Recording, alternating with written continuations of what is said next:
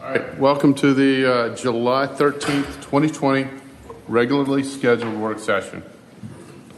Tonight we've got 3 items on our agenda. Public comment is allowed that is germane to an agenda item. If you wish to speak, you're required to fill out a public comment card and turn it into our city clerk before the agenda item has been read.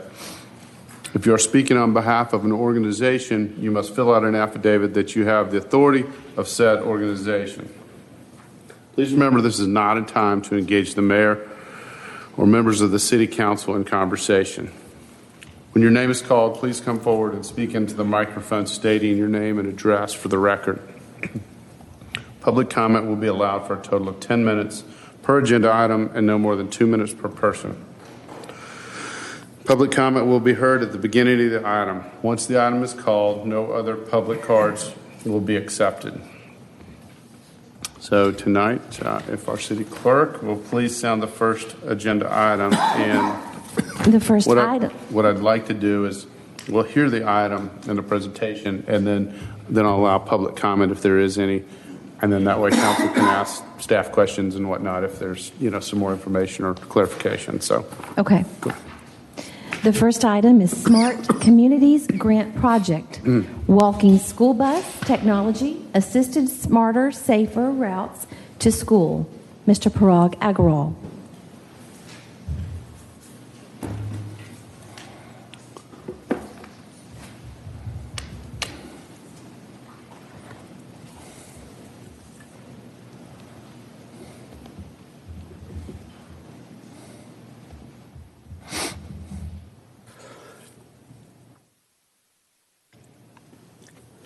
So, Mayor and the City Council members, I'm Parag Agarwal, City's Community Development Director, and today we are here in front of you to give you an update on the Georgia Smart Communities Challenge Grant Project called the Walking School Bus. Today I also have with me Senior Planner Shubha Jangam. She is the project manager of this very important project. She is the most technically savvy person in the department. So she's the only person who can work on coding and can work on mobile applications. So she is the project manager. So in today's presentation, I will be starting by giving you a brief background of the project. Then we will be talking to you about the project schedule, the number of community meetings that have already been scheduled, and about the project requirements. Shubha has created a great 6 minutes video that will basically walk you through the mobile application.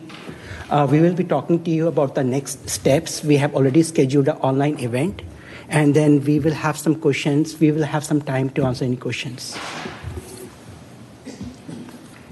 So as you know, in 2019, Milton was one of the 4 communities in the state of Georgia that received the Smart Communities Challenge Grant, along with the communities of Woodstock, Columbus, and the Macon-Webb County. This Georgia Smart Communities is a program that has been put together by the State Department of Community Affairs and the Georgia Tech that allows communities to collaborate and move forward towards the smarter future. So basically, this program was initiated in 2018, and every year, 4 communities receive this grant to incorporate smart technology into their planning process. So when we heard about this grant, our broader idea was that the city of Milton is building this great downtown. As you can see, a lot of construction is happening in our downtown. And by next year, the city will be having a very vibrant town center. And we are working on many of the planning best practices. As you know, we have a form-based code. We have design standards in place. We are also investing heavily in infrastructure. We have recently opened a new Heritage Walk extension road. New roundabouts are being constructed. You heard from the Trail Master Plan last week. The Trail Master Plan is also prioritizing the trail construction in the Crabapple Road, in the Crabapple area. So our idea was, how can we incorporate technology into the planning and into the development process so that our downtown can become a prototype and become a role model for all the town centers in the Atlanta metro area. So our proposal was to create a walking school bus mobile application that encourages walkability amongst school kids. So it's like a Uber app. So if you want to get a ride, you have this mobile application, you go over there and you try to find a ride. So it's the same issue. So again, in Crabapple area, we have these 3 schools. We have an elementary school, we have a middle school, and we also have a high school. So our goal was how we can basically encourage walkability amongst school kids. And I was told that our project was rated as the highest rated project in 2019. So the Department of Community Affairs received around 24 applications, and our project was rated to be one of the highest rated project, because as I see this project is about technology, it's about public health, because we are learning we are teaching the kids how to walk. It's about environment, it's about transportation. Talking about the project team, it's a partnership between the City of Milton, Georgia Tech. We are working with the 2 Georgia Tech professors. So it's also a research project. We are also working very closely with the Fulton County schools. And the principals of elementary school, middle school, and the high school are very supportive of this mobile application. And our hope is that once this application is successful in the Crabapple area, the Fulton County School District can also use this for the entire Fulton County School District. Moving on. So again, project concept, building a mobile application for Crabapple kids and also for the parents. So this is the map which Shubha has put together, talking about the distances of the commute distances between the schools and the communities. It's a 0.5, 1 mile, and 1.5 distance. I will invite Shubha here to come and speak more about this project. Let me I'm supposed to sterilize between each.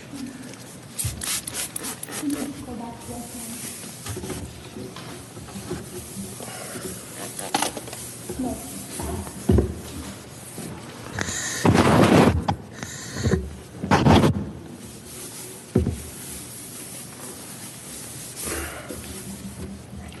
Thank you.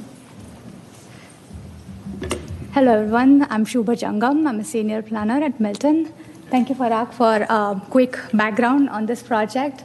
I wanted to go back to this slide because I wanted to let you guys know that walking school bus concept has been around for a while now, and it's when a group of kids walk to school instead of getting a ride on the bus. So, and Milton has experience with safe routes to school, in previous years. So it was like we wanted to add technology into this idea of walking to school.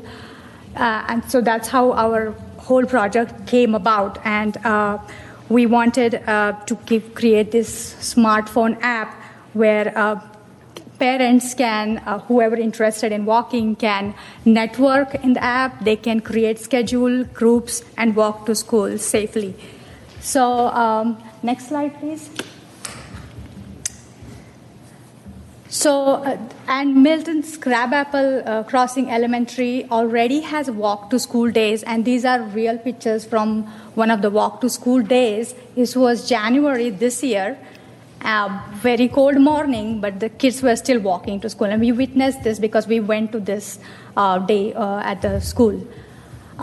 So, the energy is already there, and, the infrastructure of walking is already there. You can see the map. We mapped on various distances of walking to school, and our focus for this project is really within the 1.5 mile radius around the school. And we are focusing on elementaries and middle school more than high school, because we heard from parents that high schoolers are not interested in the supervising. So I will just go over a project schedule quickly. So the first kickoff meeting for this project really happened last year in September, and it was November when our contract with ARC was signed, and then we started working on this one. We had our first meeting with Crabapple parents. in December, and we actually invited parents as well as kids to the meeting. We got really good input, and we in January had a massive survey for this project. We also got very good response for the survey. In first week of March, we did a little video data collection, finding out how many kids really walk to school without this project. Then in the middle of the March, we all know the schools closed, so we couldn't finish that. But we continued working on this project on a virtual platform like Zoom, Blue Jeans, and for last 3 months, we have been working with a software developer that we hired in April, and we were working on designing this app. So we are at June here now, and we have this design ready, and we'll be building the app in next few months, and it will be ready in September for use. Next slide, please. We had lots of collaborations for this project. These are some of the pictures from our meeting in December with the parents and kids. We also had a meeting with parents on a Zoom platform in June. And then for this project, we had lots of project team meetings, monthly status meetings with Georgia Tech, and some of technology-oriented workshops that we had to do. So we were actually, we were not meeting in person, but we were doing everything online for this project. So next slide, please. So we needed, the project team has been working on various stages of this app development. And I don't want to kind of go over each item on this slide, but I just wanted to emphasize that there was a lot of work that we didn't really anticipate. We were learning as we were going, and we had to look into even database design, and on the dashboard, what do we really want to see, when we are administering this app and things like that, So we had to go into lots of technical details while building this app.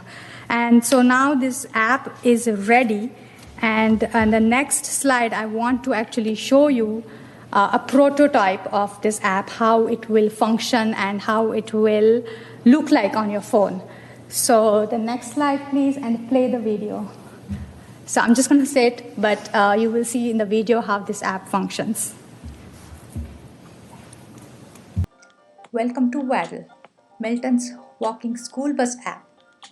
This is the splash screen. At the opening of the app, users will see a cute little penguin waddling to school. Interested parents will sign up in the app itself and agree to city's terms and policy privacy to get started. They can add the kids' information right at the sign up, or they can skip it and add them later on the home page at Student Shortcut. Once they have signed up and signed in, this will be their home page, where they will have quick access to their profile on top left and quick access to notification on top right. Their very next trip will be listed here on the home page, and the number of trips they have already taken will be shown with the profile picture. There will be 5 more shortcuts at the bottom of home page, and I will show you their functionalities one by one. Since purpose of this app is to help create groups of walking kids with supervisors, this app has features such as adding your kids to the right group, creating schedule for walking, tracking the trip, and communicating through notification and messages. As I said, Student Shortcut, where you can add more kids or edit kids' information.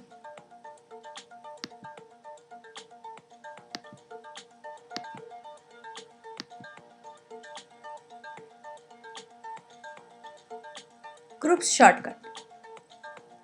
It's for signing up your kids as well as yourself as a supervisor to the group that you want. Parent can select from the list by pressing plus button. They can select a group from the list of groups in their subdivision,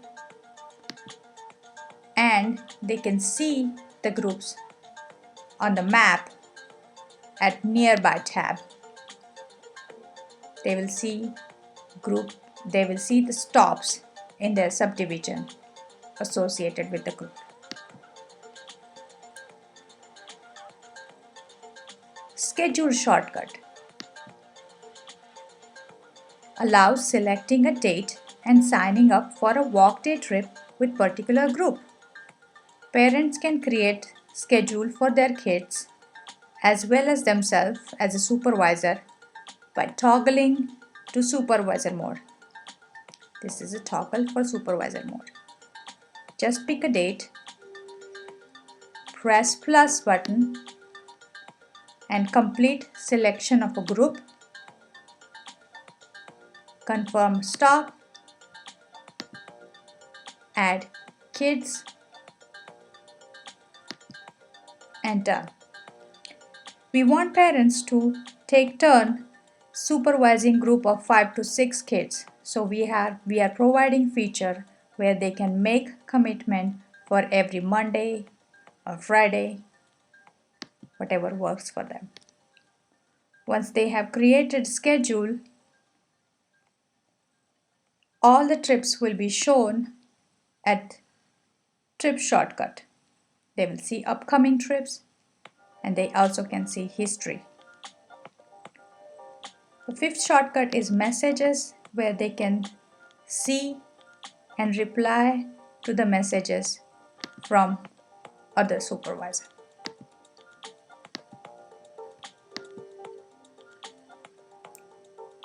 As I said, upcoming trips will be listed on home page for quick access.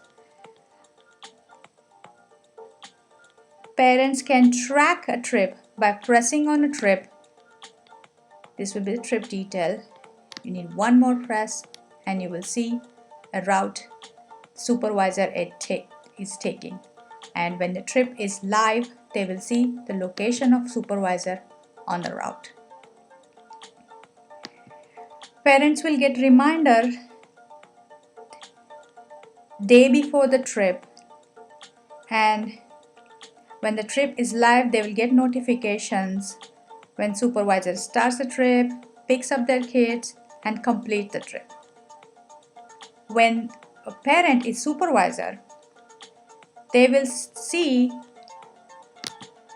click on the trip and they will see the start trip button an hour before the trip supposed to start.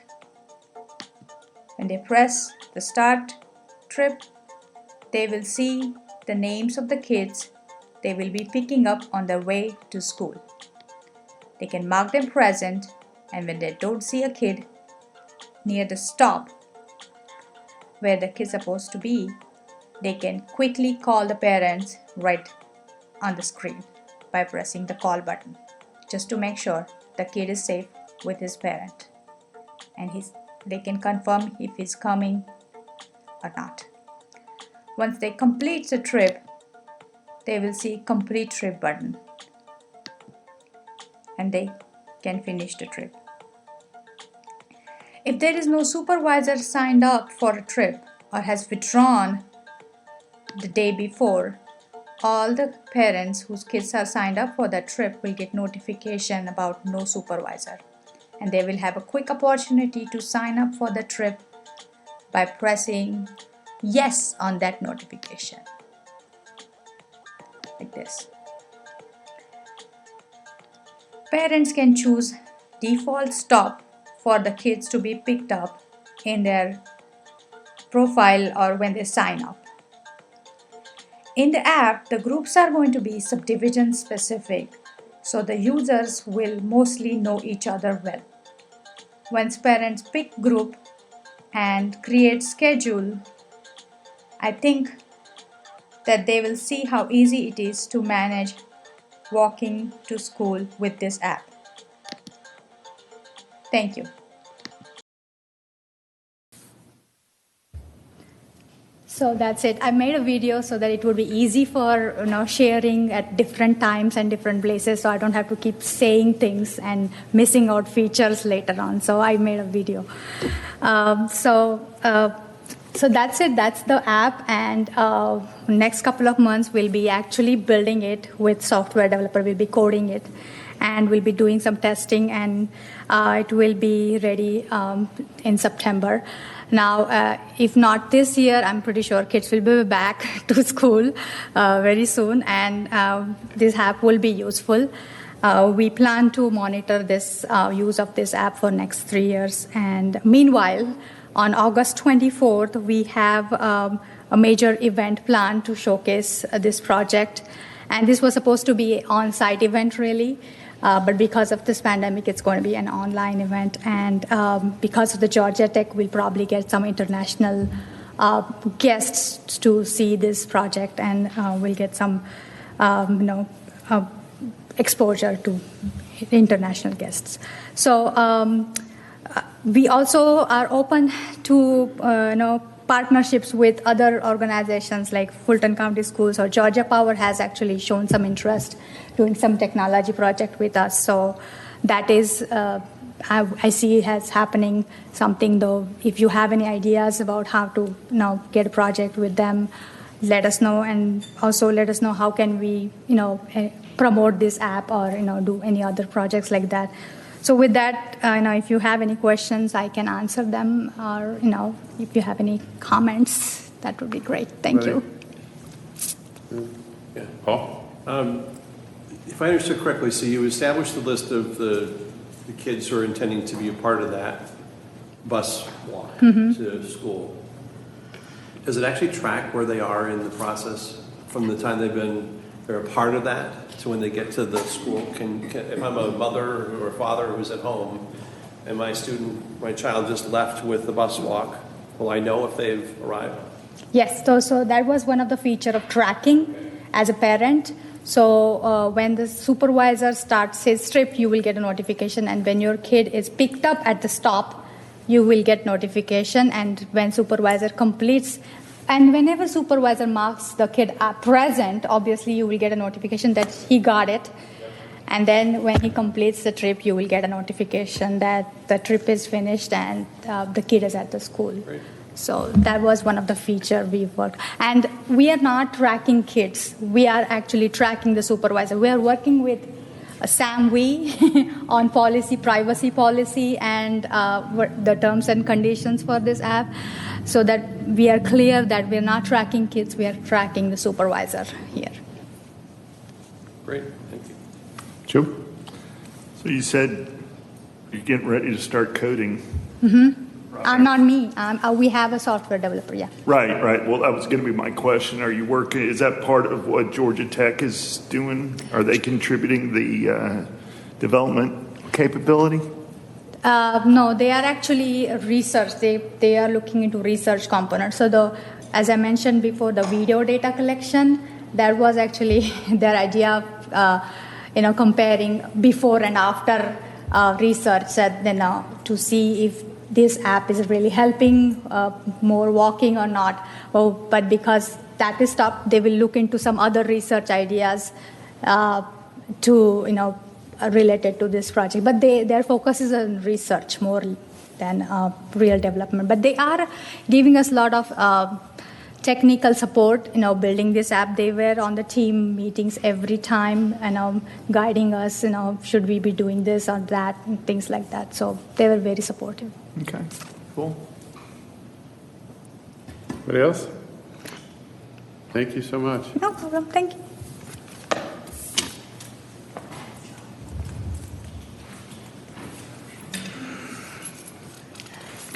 I'm going to assume we didn't have any public comment. We did not. Okay. Then Clerk Tammy, if you would just sound agenda item number 2, please. Agenda item number 2 is the update regarding the buffers screening implementation at the former Milton Country Club. Mr. Parag Agrawal.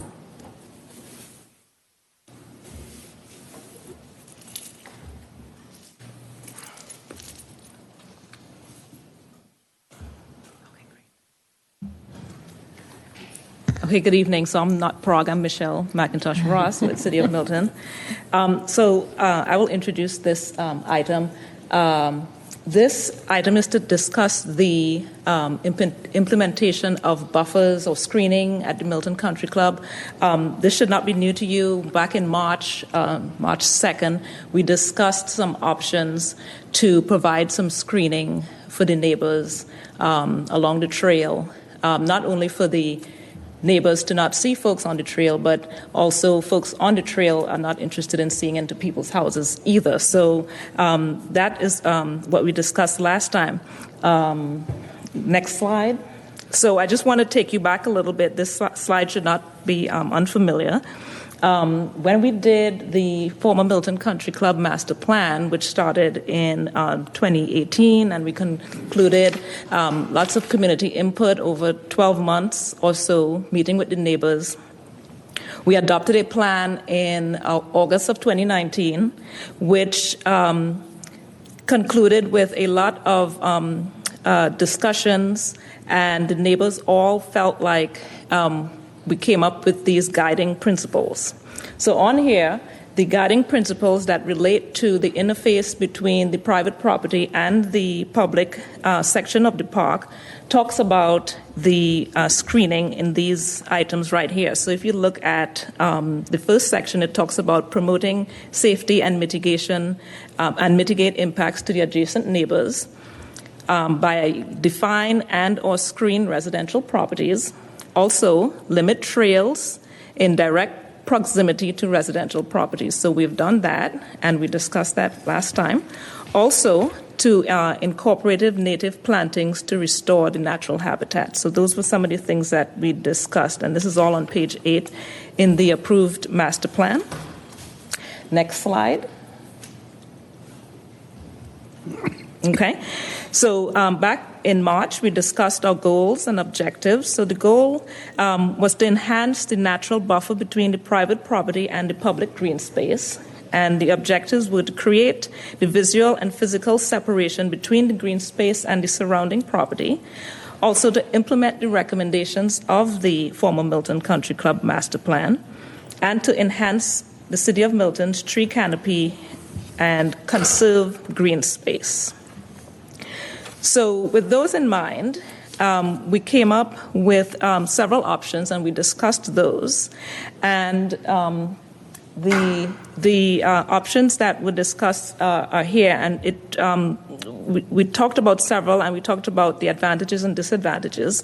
And then we came up with this list, which represents an incremental approach to what we were directed from the council to pursue. So the first one was our starting point to pursue the exclusive right of entry, which would allow property owners to get a right of entry to do plantings in our section of the green space, so off of their property, but onto the public section to provide screening from the golf course or the trail. Also, we looked at the easement option, which is an option that property owners can purchase an easement. We also looked at implementing buffers via the city. This is what the master plan talked about. And then the last option was to look into a fee simple purchase of green space by the adjoining property owners. So that is what we discussed. Next slide. So after we presented those options and discussed the goals and objectives, this was the incremental approach that we left with. And Teresa will come up here and talk about some of the work that we've been doing since then and talk about the application process of how we would get this going with the property owners.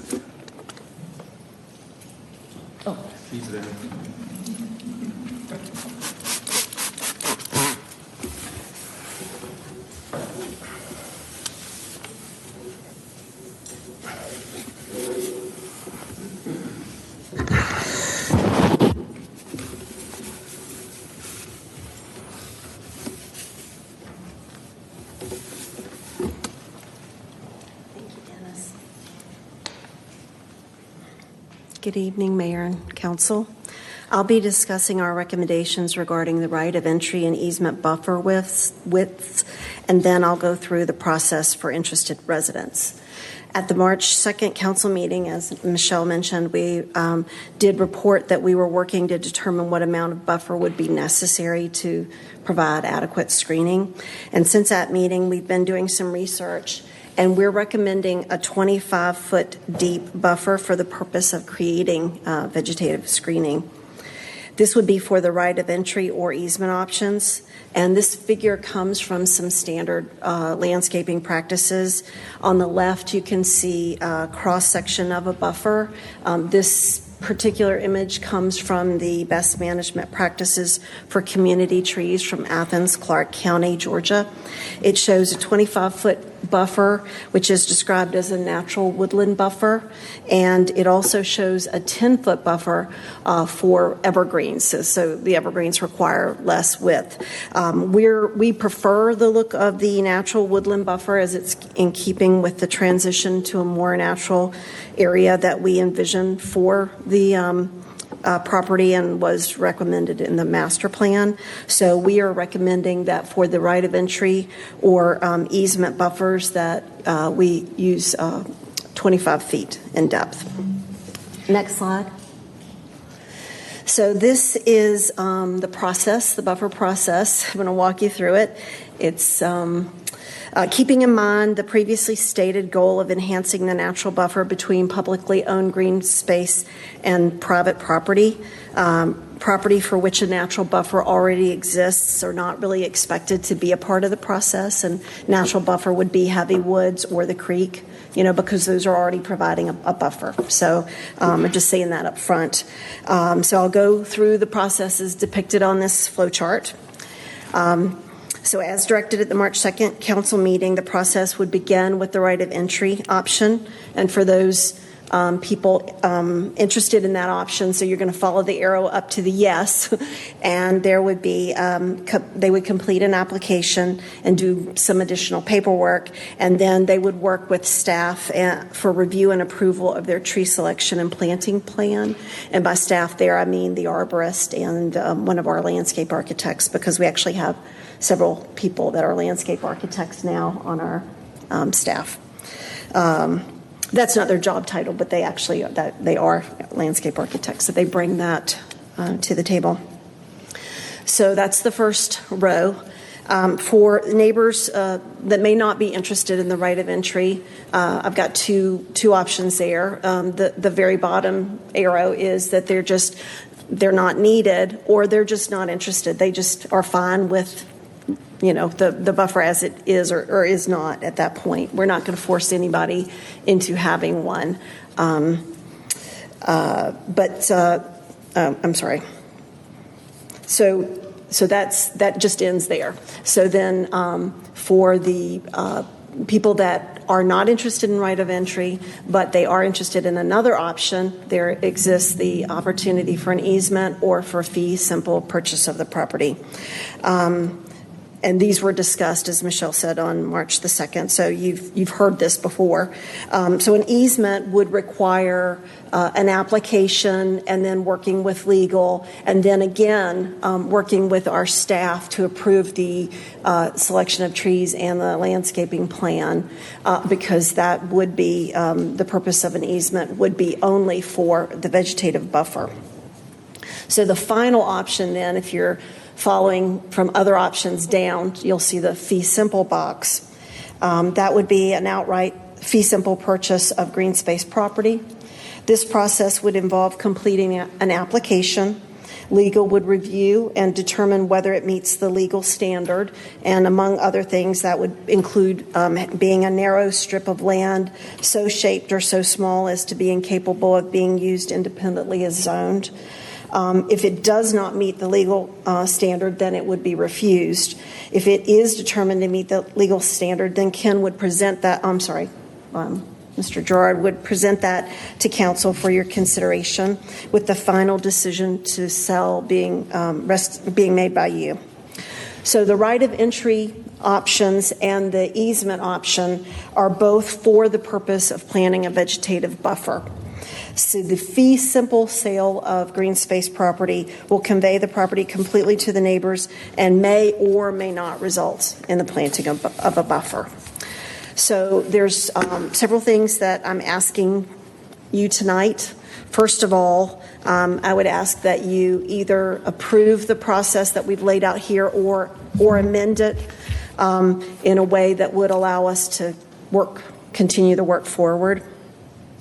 And second, after you've hopefully given us direction on that, we would need to determine who will bear the cost of the legal work that would be necessary for the sale of the easement or the fee simple.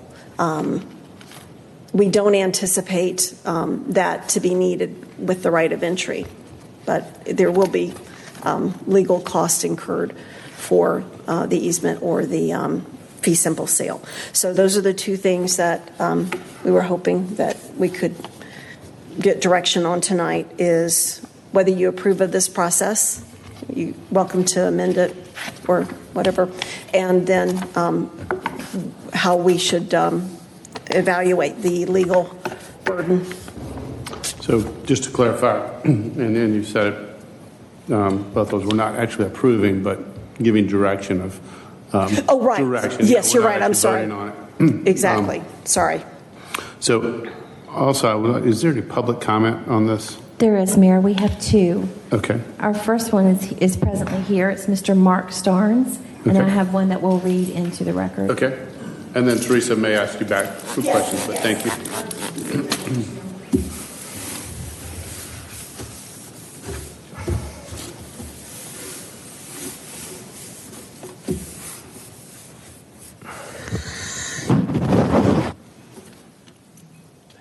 Thank you. Is this good? Is this close enough? Sure. Great. My name is Mark Starnes. I live with my family at 1810 High Grove Club Drive in the Wood Valley subdivision. I'm the White House off of number 3 T box. So from the very beginning, I'm here to talk about the the purchase side of this, which seems to be on the more difficult path to achievement here. If I don't go along with yes, I'm just having fun with that. But I wanted to basically comment for myself, as I've been kind of on record of been interested in wanting to buy buffer land behind my property because of the way it's shaped a little bit, and mainly because it was kind of abandoned by the by the club the whole time I've been living there. So I know that I don't speak for everybody else in my neighborhood, but there's several people who have a growing interest in the topic I'm discussing today about buying a buffer, and I don't think they're unreasonable, but I really would be interested in what hurdles are involved with that flow chart there. It's very clear, and I appreciate that very much. But I think that at one comment we had from council once before that there is a state statute that allows us the luxury of this opportunity. So I'd like to extend the full measure of probing it to come to mutual satisfaction that's mutual to both me and my family and to the city and your intent for the park. So that being said, I just want to kind of make sure it stays on the radar. I'm encouraged that it is. Because I saw it as the fourth option, and usually those never get looked at sometimes. So I just want to kind of keep it on the radar, and there is a growing interest within my neighborhood alone, although, again, I'm not speaking for them, but probably quite interested in what's being discussed by watching tonight. That's all I have to say. Okay. Thank you very much. Thank you, sir. And then, Tammy, you say you've got... I do, Mayor. I have one more public comment that I will read. This is from William Breakbill at 15280 High Grove Road. During the numerous planning sessions for the former Milton Country Club, it appeared that one of the more favorable and least expensive security features to separate the former Milton Country Club passive areas and the Wood Valley subdivision properties was to install the black 4-board equestrian style fencing. I am requesting that anywhere the trail is constructed adjacent to residential property lines, that the equestrian fencing be built to provide a degree of protection and privacy for those homes. Okay. That's all. All right. No more public comment? Not on this item. Okay, thanks. All right. Not sure if Teresa, we'll ask questions and make comments, but Teresa, if you'll make yourself available. Laura? Yeah, I want to make a comment of where we are in this process and appreciate the chance of being able to come back and get into some of these details. The community worked really hard on putting together the master plan, and there were guiding principles. A concept plan was developed, and for both the active and passive acres. And now we're down to implementation stage, and in my opinion, we're reconciling what the concept plan holds and our budget. And so one of my first questions about, I've gotten several emails about the fencing, and so as we went along this process, we talked about the maintenance on four-board fencing, its conduciveness to a wildlife preserve, and the expense of it. So it doesn't appear that the four-board fencing is in the $590,000 estimate that we're looking at for Phase 1A. Is that correct? Okay, I'm seeing Robert nodding his head in agreement that okay, so then my next question is, we also, I don't know that the right of entry was something that was in the master plan, but it has been brought forward as a solution based on our battle with budget and what we are able to do immediately. Is that correct? The council members, so we were basically debating how we can create a buffer between the public space and the private properties. So these were some of the 4 options which we came up with. Initially, we were talking about the easement, sale of land, some of the options which were in the master plan. So again, as part of the debate, someone basically mentioned, why can't we create a right of entry? So it's sort of a low-hanging fruit, which can be done easily without much of paperwork, but it does create a buffer. It does meet the goals and objectives of creating a buffer. And it appears that that's the option for the the right of entry. If people, we'd allow them to come onto the country club property, and I suppose we would, in lieu of a fence, fencing or berms or anything that would, that we don't have the budget for, they would come on the property. Would we provide the guidelines for the trees and the understory trees, and yes, definitely. It would all have to be approved. So we have an in-house arborist, as you know, Sandra. We also have a couple of landscape architects on staff. So definitely the guidance and the guidelines, we can have a flyer, we can work with the community and create some cheat sheets that basically talks about what should be the width, working with the legal, what should be the width, and what type of trees can be planted, so that there could be some consistency and some uniformity into the landscape design. Yeah, and my comments on that are that, the rub is who's paying for it, and we don't have the budget to pay for it, and it could be a very long time before we do, if we ever did. So if I were a property owner, I'd like the opportunity to go ahead and get my buffer in place, and so I think that's a good option. Because you can immediately start doing that. Whereas, I don't know if any of the other options will ever present as being affordable to the city based on the discussions we've had that have led us here. So, Council Member, this is what we discussed in our March presentation also, and this was the feedback which we received from you all. So again, starting from the first option, right, of entry, it can be done. It's a low-hanging fruit. It can be done easily.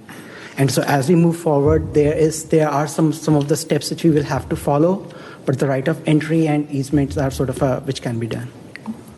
I have my last question is, do we have a feel for how many unique and oddly shaped properties that might fall into or meet the criteria for buffer purchase? I think I can answer that, Councilmember Bentley. I can answer it by probably raising more questions. The answer is probably none if we're looking at the country club property, because they would have to be created, and that's part of the issue that I have with that. The basis for the state law is that governments own property all over the place. Think of right-of-way.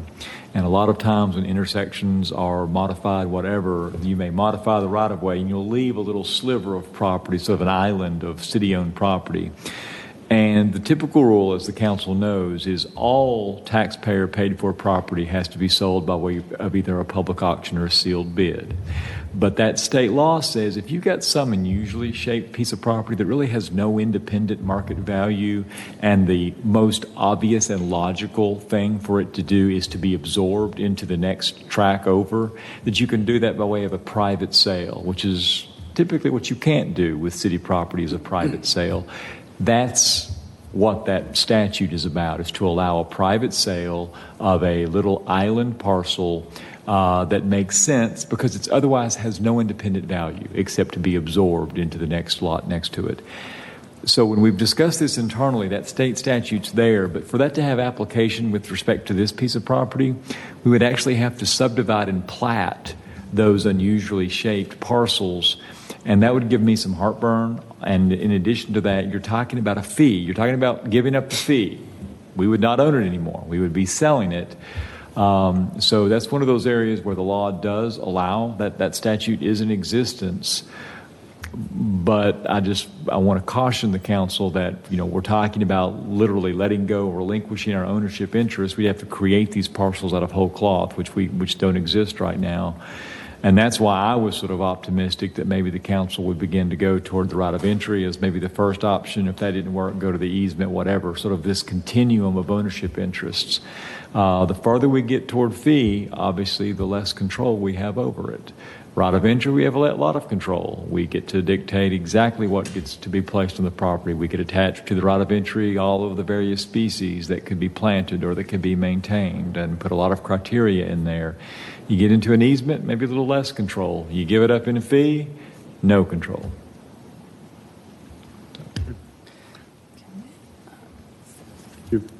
That was your last question. I know Joe's got a question, but Yeah. okay. Obviously can ask more. Joe? Yeah, so Ken, to follow up on that, I was going in the same direction because at the very heart of the issue, it's not about who owns the land, it's what's on the land. Absolutely. Right? Yes. Because the intent is that we need to give some options to homeowners, adjacent homeowners, on how they buffer the park from their property. Yes. Okay? So if the city owns the land or if the property owner owns the land, the real issue that we're getting into, in my mind, is consistency and the ability for us to control in some fashion what actually constitutes the buffer, what goes onto the property, what things, what tools, what mechanisms can be used to create the differentiator between the park and the property. And I'm not trying to be, harsh or cruel or anything like that. I'm trying to think of what's the simplest way for us to do this. And I was thinking about the same thing you just mentioned in terms of how do we divide all that up? How do we get it ready for sale? How do we actually do the sale? And to me, the right of entry solves that problem, because even if we were to sell the property, we're going to have to put something on top of, but this is the conditions under which we'll make the sale. You can't put up an iron fence that's 22 feet high. What we're really looking for is some kind of consistent treatment that bounds the park that we don't have to necessarily pay for. But if the property owner that's adjacent wants to take the option of doing something, there are clear guidelines into what needs to be done or what can't be done. So I'm with you on that. Okay. I was going by time, but go ahead, Paul. I'm just echoing what what Laura and Joe have said is I think the right of entry path should be the easiest path for the homeowner because ultimately it puts more control into their hands without having to owner to go through a legal process where there's a cash transaction to make that happen. I think that's a great idea because then the homeowner gets to decide how much buffer do they want versus something that's mandated by the city. Although I like the fact that the city's still going to control the look and feel from the standpoint of consistency. So that's my overall statement. I have one question though regarding that path, and that is in the things that the homeowner would be allowed to do. I've heard us mostly talk about the plantings. I've not heard us talk about fencing. Is there a fencing option that would be available to the homeowner if they so chose to via the right of entry? It was discussed in the master plan, but not for the right of entry option. It's basically landscaping Okay, buffers. so the homeowner in that scenario could not choose to put a fence up. Yes, Okay. yeah. Because again, the land will be owned by the city. city. I've walked the park a couple times at this point, and it looks like there's a couple of homeowners that have decided to take some early action with planting. Has the city actually been engaged with them? The couple that have already taken some action there, have we participated in the landscape planning of those that have already done the plantings, and are they meeting the expectations of the city? Just a couple. But Right. Yeah, the plantings that you would be talking about, they're actually planting on their property. So we don't have anything to do with that. Yeah, it's not they could a- plant it's not a whatever city flowers or trees they want on their own property. Yeah. Thank you. And I agree the right of entry is certainly a simpler and in most cases probably good, but I still, and as far as, there may be circumstances for easements, but also want to address that there is, there are probably, and I know we've discussed with several property owners over the past of, maybe it's just 5 or 10%, but that there may be a reason for them to purchase it. So, I certainly like that. Would like to keep that option in there to be able to purchase as fee simple. Again, I don't know the details. Obviously, as Ken's saying, if it doesn't affect anybody else, that the value may be minimal if there's no other reasonable buyers for it. But I'm sure we'd have to have some kind of appraisal. And then kind of just a criteria for, there may be some property owners that have a specific reason that it totally makes sense for them if they wish to purchase a corner or a piece of property to square theirs up. But then again, the criteria may not fit if somebody else that just says, hey, I want to buy, I want to double the size of my yard. And then that impacts negatively the public's park. So, I think we'd have to have a criteria on that to where it possibly it benefits the property owner at their expense, but it's not a negative towards the Mayor, park itself. Can I respond to that? Absolutely. So the criteria will likely be Ken in his office. We won't be able to preset that criteria because of the uniqueness of each parcel. So that's why we have the application at that point, at which point the homeowner or the property owner will tell us, well, here's why I believe that my acquisition is unique and that this piece of property shouldn't be sold on the open market, but specific to me, kind of like what Ken gave you with the example of the little piece of parcel left over after an intersection improvement. So Ken's office will ultimately, in this scenario, will be the criteria. They'll determine the criteria. We'll give them the general law, then they'll submit the application. Then Ken's office, under this process, would determine whether or not it meets the legal definition for us to be able to transfer fee simple parcel from us directly to an individual homeowner.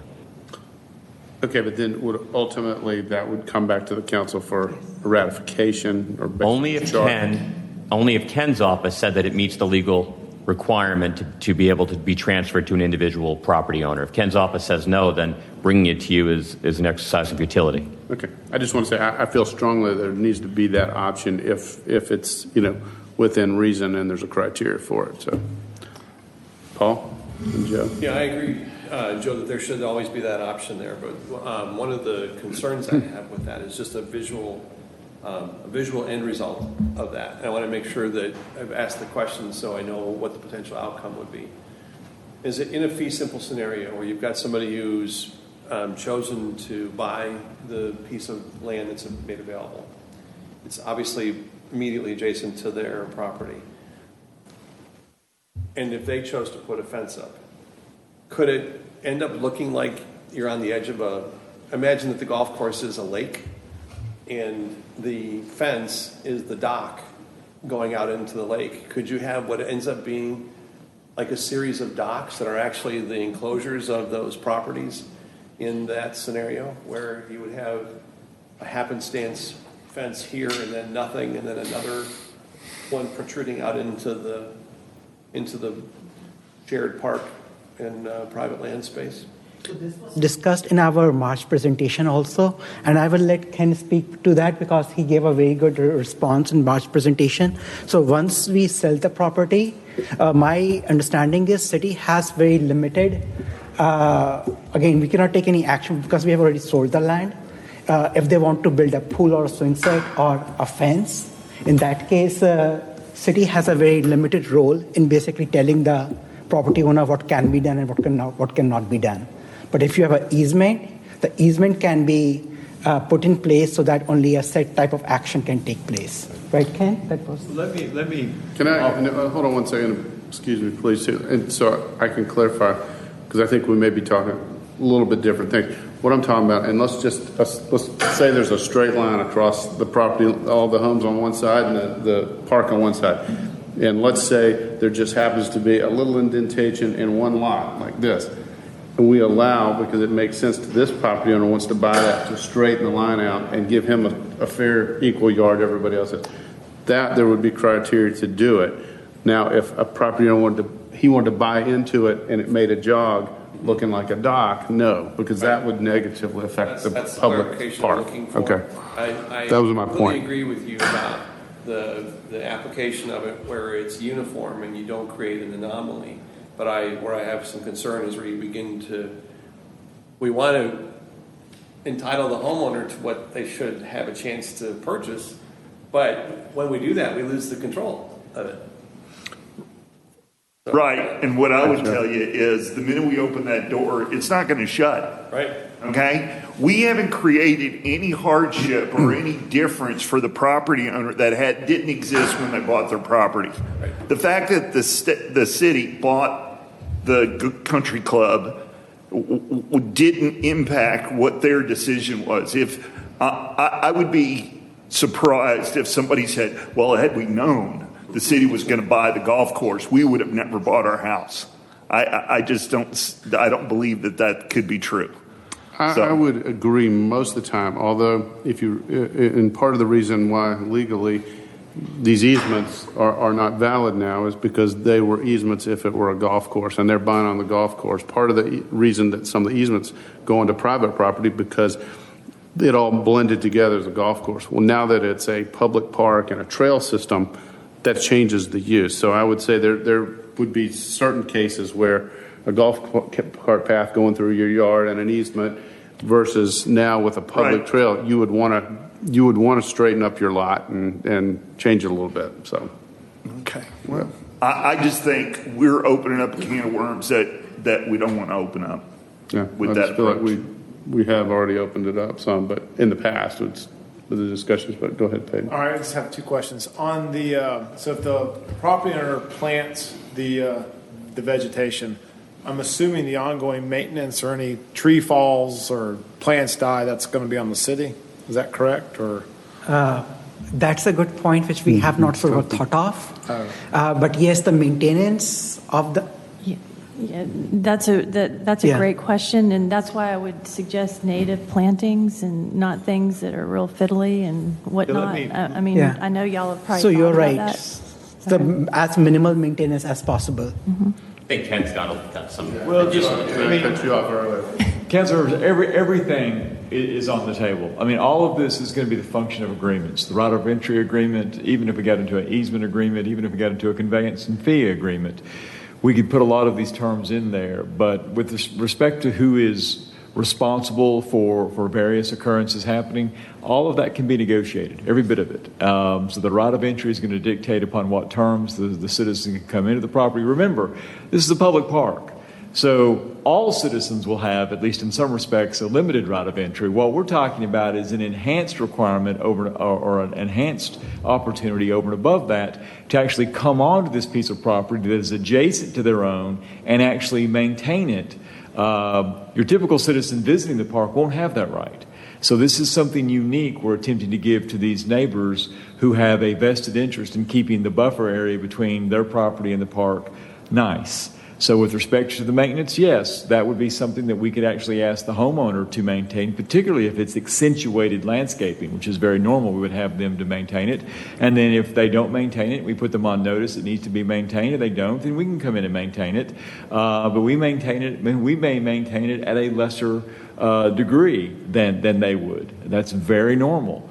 I see that with GDOT projects all the time. I want to go back. Oh, forgive me. I'll stop. No. Go ahead. About that, Ken? So in that scenario where the homeowner decided to do plantings and they meet the city's standards, but then they choose not to maintain it. Exactly. The city then chooses to maintain it. There's a cost associated with that. Is that cost then passed along to the homeowner? Depends what the agreement says. It could be done that way, or it could simply be that if you have, Mr. Homeowner, Mrs. Homeowner, if you have invested a lot of dollars on landscaping, but then choose to let it be overrun and not maintain it, we may come in and mow it, because that's what we do. We're not going to keep the enhanced, more expensive landscaping. That's just part of the give and take. Could I would make one comment, and I know others had, and then Ken, you had another point, but it's almost like, look at a neighborhood where the city has a right of way, but the homeowner may plant a tree there and maintain and cut the grass and whatnot. It's, I almost envision this the same way.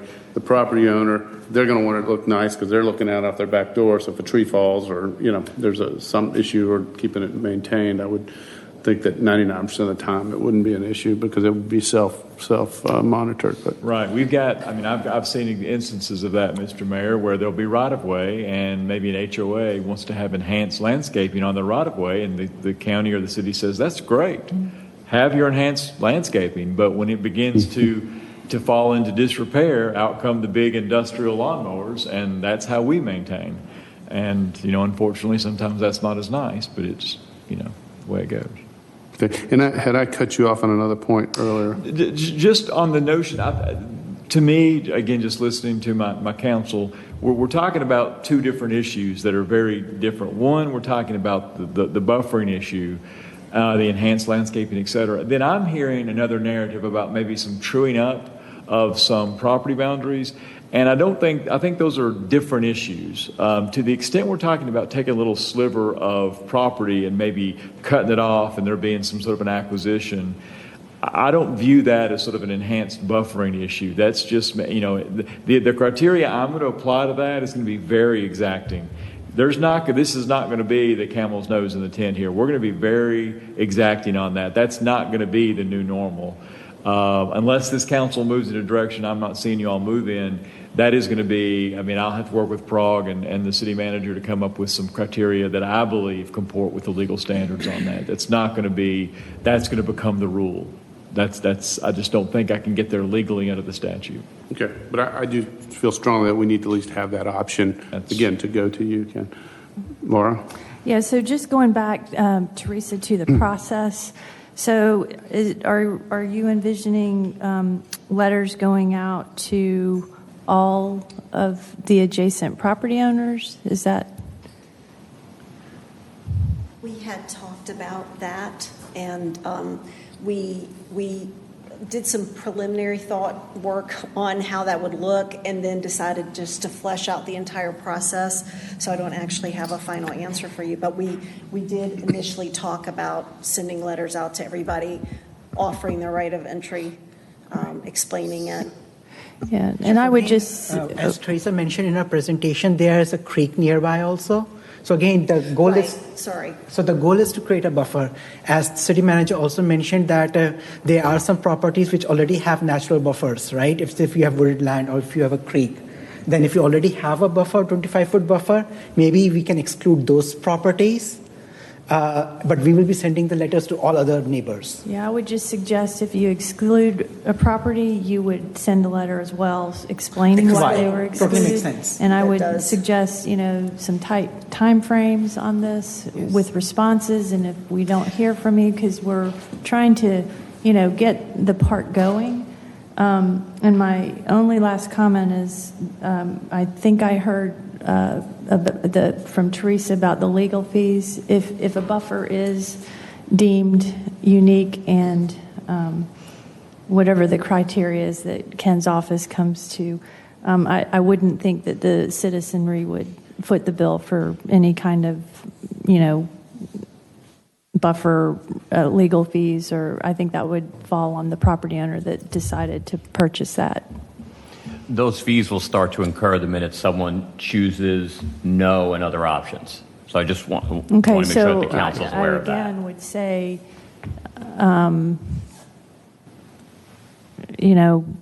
the discussion of how to handle from no on, we need to, talk about. I thought about that earlier, and one comment I was going to make. Maybe we need to come up with maybe a hybrid or a standard fee, so to speak. Let's be realistic. We're not going to be able to capture every cost. I mean, every question, every comment to Ken right now is a cost to the city. And there may be some cases, like say we're talking about if we're truing something up, it's an actual advantage or it's a benefit to the city and to the park.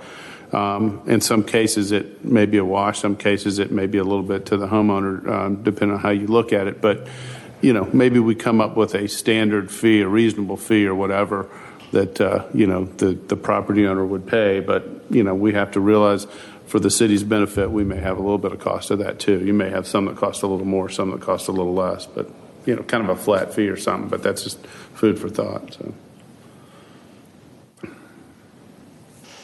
I mean, Ken, as long you're, $35 an hour, you good with that? No, that's what I would say is that once we do this, hopefully a lot of this will be form driven, and once we've done it once, it won't be a new product every time. It'll simply be a series of forms that we'll have, and so hopefully they won't be very expensive. Okay. No, I mean, going back on the point, I don't mind if we have that option, but it needs to be very explicitly told to the neighbors. I mean, this isn't like everyone, here's a buffer, everyone gets a buffer type of deal. It needs to be really thought out that we're, I could see where Councilman Longoria is. I mean, this could open up a can of worms, so hopefully Ken's office could kind of take that responsibility on. And that's why I said, too, my point was this wasn't just to throw it out as a land grab. Hey, so-and-so wants to buy another 25 feet buffer or 50 feet buffer or whatever and have as their yard. This is if it actually trues things up and it makes sense and whatnot. There's a legitimate criteria or reason that someone purchases a small buffer. Yeah, and my point is if a private company had purchased Milton Country Club, there's nothing that compels them to do anything. Okay? So the challenge that I've got is I'm trying to wrestle in my head how we're not benefiting some citizens with this purchase and not all citizens with the purchase. To me, the only way to ensure that all citizens benefit the same way is to not allow this kind of activity to happen, even though they're going to be paying us for whatever property they try to buy.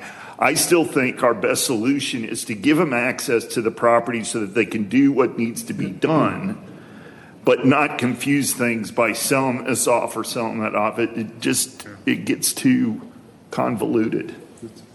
So, can I just clarify? Absolutely. To clarify what you were just saying, Joe, when you said to do what needs to be done in the eyes of the homeowner to create their buffer, but consistent with what the city's putting forward as the allowable parameters. Right, and the reason I'm grinning at you, Paul, is because to allow the citizens to make decisions on what city standards they'll adopt in the piece of property, right? Because They can't just do anything. It's got to be based on the standards that we put forward. Yep. Okay. So, Clarification I was looking Yeah. for. so instead of purchase, I mean, it just might be, you know, we might try to guide into the direction of the easement to correct the problem. I mean, at least it's more, you know, it's less of a can of worms. So that would be my thought on. I totally understand it's a can of, you know, I mean, let's face it. Let's go back a couple of years and we say, hey, let's buy Milton Country Club. It's a great thing and we'll create buffers in a park. It's a whole lot more work and open up a can of worms every day. So you're right, it's a problem. But we aren't a public company or private company buying it. We're a city that basically was our citizens. We're trying to make the nicest park possible for everybody, but that also includes the homeowners if there's a way to true things up. And it's an asset. Like I said, there's got to be a criteria where it's not just a benefit for the homeowner. And there's not going to be that many that are going to fit that. But if it's truing something up and making overall the entire park a better, you know, it may be worth a little bit of effort and time again. So there'd have to be equal, you know, fair compensation. But did you have something, Peyton? No. Paul? Yep, I have a different topic, Joe, if you don't mind me. Yeah. I'm going to go back and talk about, for a minute, the expectation that's either been created or either correctly or incorrectly about the city's involvement with fencing for separation. It's just a hot topic for me based on some of the emails that I've gotten from the community as well. I think prior to me being on council, when I was on planning commission and listening to some of those same presentations, at some point there was a discussion about what role the city would play. And there was some exploration of whether or not the city would provide fencing for separation. That was purely discussion for what ifs. That was not a promise by any expectation. And I think there is some confusion now in the community about what the city's obligation to that is. We don't have an obligation, in my mind, based on what I've understood to date, where we have to create any fencing anywhere. So I think we need to probably, in the purpose of this public discussion this evening, put some of that to rest for the eyes of the community that still have maybe a false impression or misinterpretation of what was said. It's now created an expectation that we are not intending to be in the fencing business for this park, unless there is some safety setback reason, some cordoning off. From an aesthetics or a separation or a buffer, we're not going to be in the fencing business. Is that a fair statement? I would agree. Yeah. Great. Thank you for the Question on that, though, taking it one step forward, you know, are we saying, you know, we would not, no, I don't think we could not allow a fence at somebody's property line, but, you know, that line's different. Yeah, that would just follow, you know, our standard fence rules and regs and permits.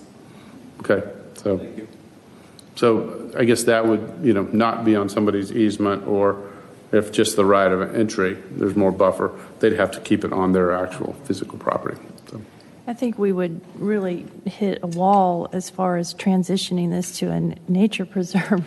I mean, the day we were out there walking around, we pulled a deer out, it had its head lodged into the floorboard fencing. So floorboard fencing is for equestrian estates, and it's really not a privacy fence.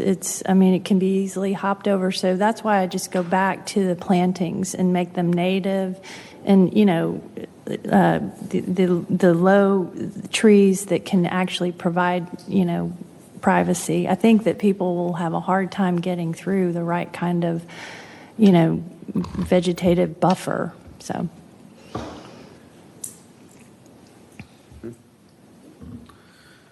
So what kind of direction, other than this discussion, has this provided any direction, or it's perfectly clear? It's perfectly clear. The decision points on tonight are going to be, are you okay with this plan? Do you want us to offer the right of entry, the easement, and the sale option if they qualify for them? Are you okay with the process in which we've identified, and how? I don't know if you're all in agreement on on how we're going to assess a fee to somebody that chooses, if you want to see that, the other options. So if it ends at right of entry, there's going to be some cost, but the city can absorb that cost. We can just fill out, we'll send the letters out to everybody, and we'll be able to handle the right of entry. But the other two will involve the costs. I just need to know how far into that you want to go. Do you want to go all the way to potential sale? If that's the case, then we've got the first answer, because now we know what the process is going to be. And the second, I guess, is just the fees. I would say I do agree with all of them. On the fee, that may be something that we just have to, we have to get some feedback and make that decision at a future time as far as what that fee is. But that's my opinion. But go ahead, Joe. Sorry, I didn't mean to talk over you a second ago. I don't see any reason for us to explore the easement option. If the goal is to allow certain cases of true up or whatever we're calling it to occur, that should be a fee simple kind of a thing. But to me, everything should be controlled by the right of entry, unless we talk about these small cases, corner cases, where fee simple is the solution to the problem. But until we know more about what that option really means and how it would apply, what rules we would use to apply it, then I would give approval to continue to look at that. But right of entry to me is the only thing we should be focused on. Yeah, I guess that was the one question I was going to ask. So when would we use the easement option? The easement. So the benefit of the easement is, first of all, I don't know if the same criteria as a fee simple transfer of property. Not as rigorous. So it gives you some middle ground, and the benefit of the easement is actually somewhat protecting the homeowner. Let's say somebody goes in on the right of entry area and plants things, and maybe someday down the road a different council is sitting here and they decide, you know what, we're done with this right of entry thing. And if they have actually purchased the easement, which is usually about 25 cents on the dollar, they now have that protection in place. That's the benefit of the easement. The city doesn't necessarily benefit from the easement except for the 25 cents on the dollar. I agree with that. I think, to me, the easement and the right of entry are almost mutually exclusive, because it doesn't really make any, from my legal perspective, doesn't make any sense to deal with both of those. So the right of entry, think of it as a continuum, allows the result that you want, but the city still retains most of the control. The easement would deliver probably the result that you want, but the beneficiary or the recipient of the easement now has forever control. So to Steve's point, you could see a property owner saying, I don't know that I want to go invest a bunch of money in landscaping if this is something that could be taken away from me by a future council. Ergo, I want the easement. On the other hand, a future council may say, we want to have as much flexibility with this city-owned, taxpayer-paid-for property as we can, therefore we don't want to give an easement. I hope that you see the balancing of interests there. So Peyton? I just don't want to, I don't want to confuse things, but should we have neighbor A with right of entry and neighbor B with an easement? I would try to avoid that Okay. result. So are you saying, well, you were saying they're mutually exclusive. Are you saying kind of blend the easement out and right of entry?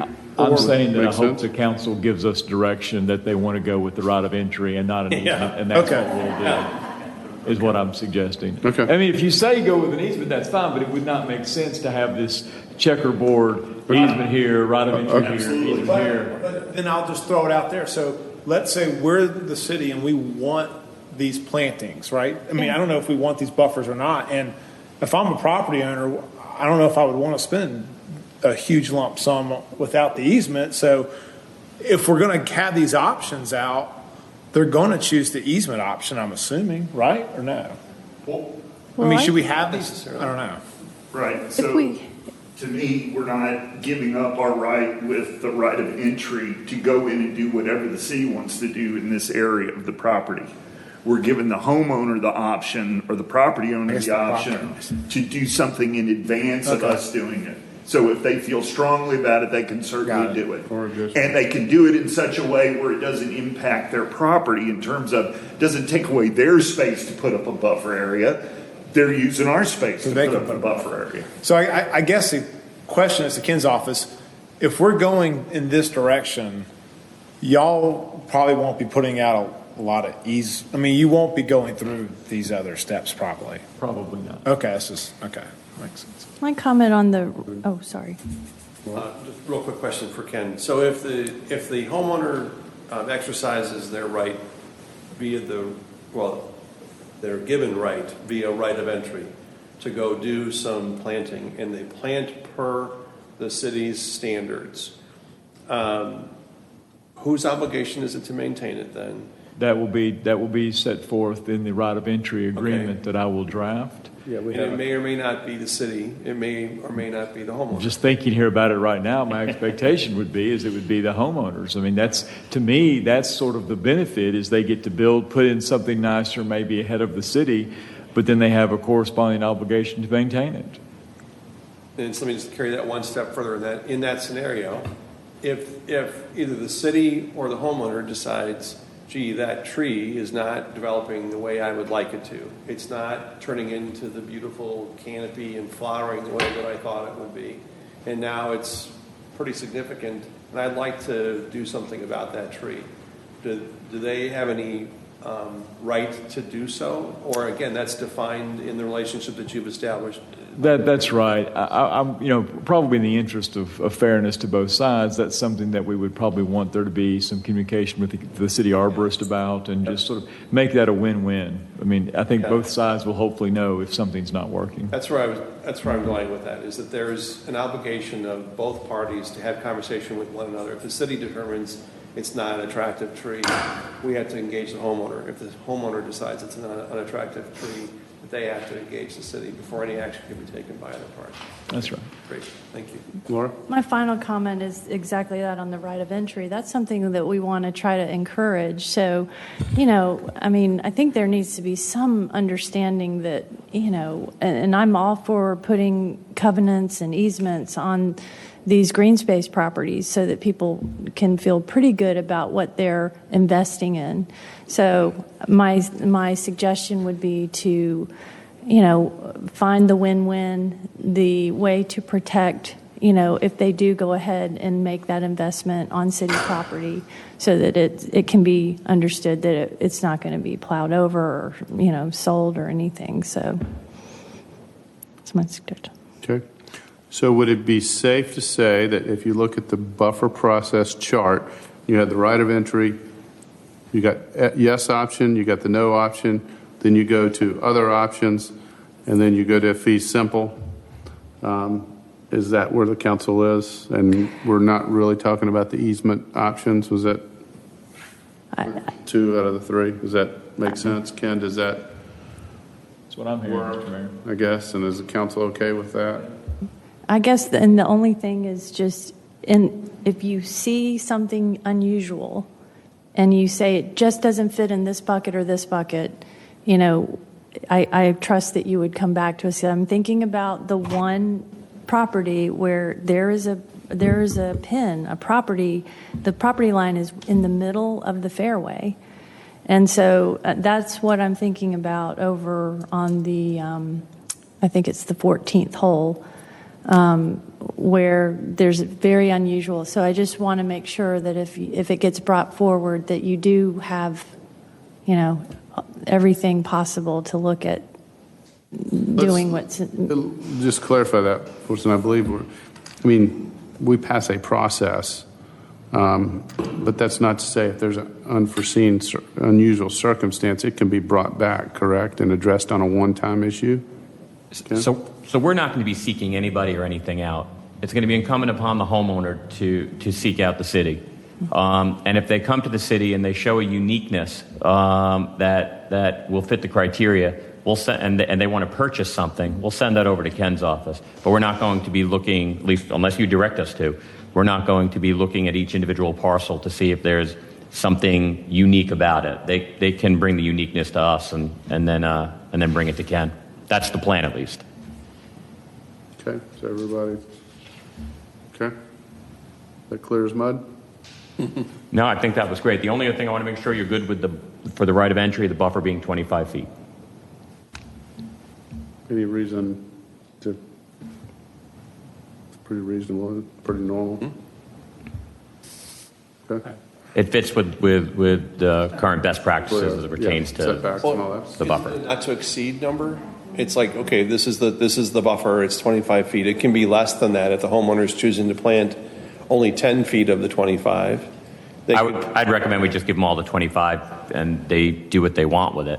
That's to your point. And hopefully, I mean, within our planting criteria, if they choose to plant up 10, so be it. There will also be uniformity. Mm-hmm. Okay. Thank you. So this, we did get the clear direction. We will move accordingly. Thank you very much. Okay.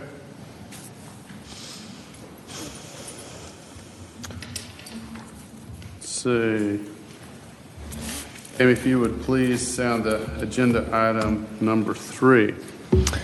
Yes, Mayor. Our third and final agenda item is presentation of former Milton Country Club Phase 1A and 1B of the trail phasing project.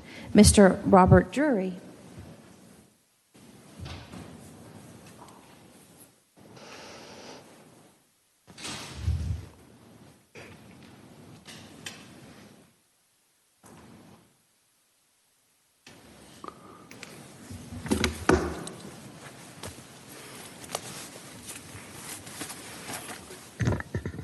Good evening, Mr. Mayor, Council. Thank you for this opportunity. We're going to give, I think it's about 17 slides. We're going to give a lot of detail about the phasing of the trail plan. My co-presenter will be Sarah Leaders, our transportation engineer. I'll start it off, and when we get to the point where we get a little bit more technical and detailed, then I'll pass it on to Sarah. First thing I do want to, and I'm going to rehash some stuff you probably already know. I just want to make sure I get it out there and say it specifically because it does have a lot of relevance to what we're doing. First of all, we all know the master plan. It's been adopted. It was adopted in August of last year. The budget, October 1, we allocated some funds. It was $938,000 to proceed with the passive park only. And we're going to be referring to the North Woods. Again, I just want to specifically identify that. We're not going to be talking about the South Woods. We're not going to be talking about the South Woods. We're not even going to be referring to the active area, although we do have a slide or two to discuss inside the active area. But we're specifically referring to the North Woods. And this is a little awkward because I'm used to handling a little cursor and flipping channels myself, and so I apologize if it's a little bit awkward. Okay, this slide is taken directly from the master plan, and what this shows to us is a loop that begins at the active area in the North Woods, works its way around to the backside. The trail plan itself is shown in orange. That is the identified trail on the master plan. Loops back around. There's a couple lakes in the back area. We will get specifically talk about that section a little bit later. Comes back around and parallels Chicken Creek along the fairway. There is a bridge crossing there, as you see on a live stream. And again, I'm used to working with a cursor, so I can walk you through this, so you have to follow me. The orange trail does go through the fairways and winds up back at Densmore Road. And we will give you a little detail about what we plan to do along Densmore Road and then back to the active area. But that is the plan itself as it's shown in the master plan. And that was generally a guidance that we had to move forward with the development of construction plans. Next slide. Specifically, and you've seen this slide before, specifically Phase 1A and 1B. Phase 1A, we directly from the master plan, it was estimated at $590,000. Specifically to, and I'm going to go by the bullet items, reuse the existing cart path where it's in good condition and remove cart paths in the easements and segments in disrepair in the North Woods. Remove or repair the site challenges throughout. Specifically, that is the washed out bridge. It was washed out. We ended up removing it. And we have a storm drain pipe or two that actually has a sinkhole right up against the trail itself, so we have to repair those. We don't want to leave any hazards out there for the general public. Those are the site challenges that they refer to in the master plan. Bullet number 3, fill in the trail gaps with the new natural trail surface. It is a decomposed granite or crushed stone. And then the final bullet on phase 1A is establish a demonstration trail section in the active area. Sarah will be giving you a pretty good rundown of what that's going to look like or can look like. Phase 1B, moving to the right side of the slide, the estimate in the master plan was for $330,000 to create the Northwoods Loop. And singularly, that is the addition of a side path along Densmore Road. Next slide.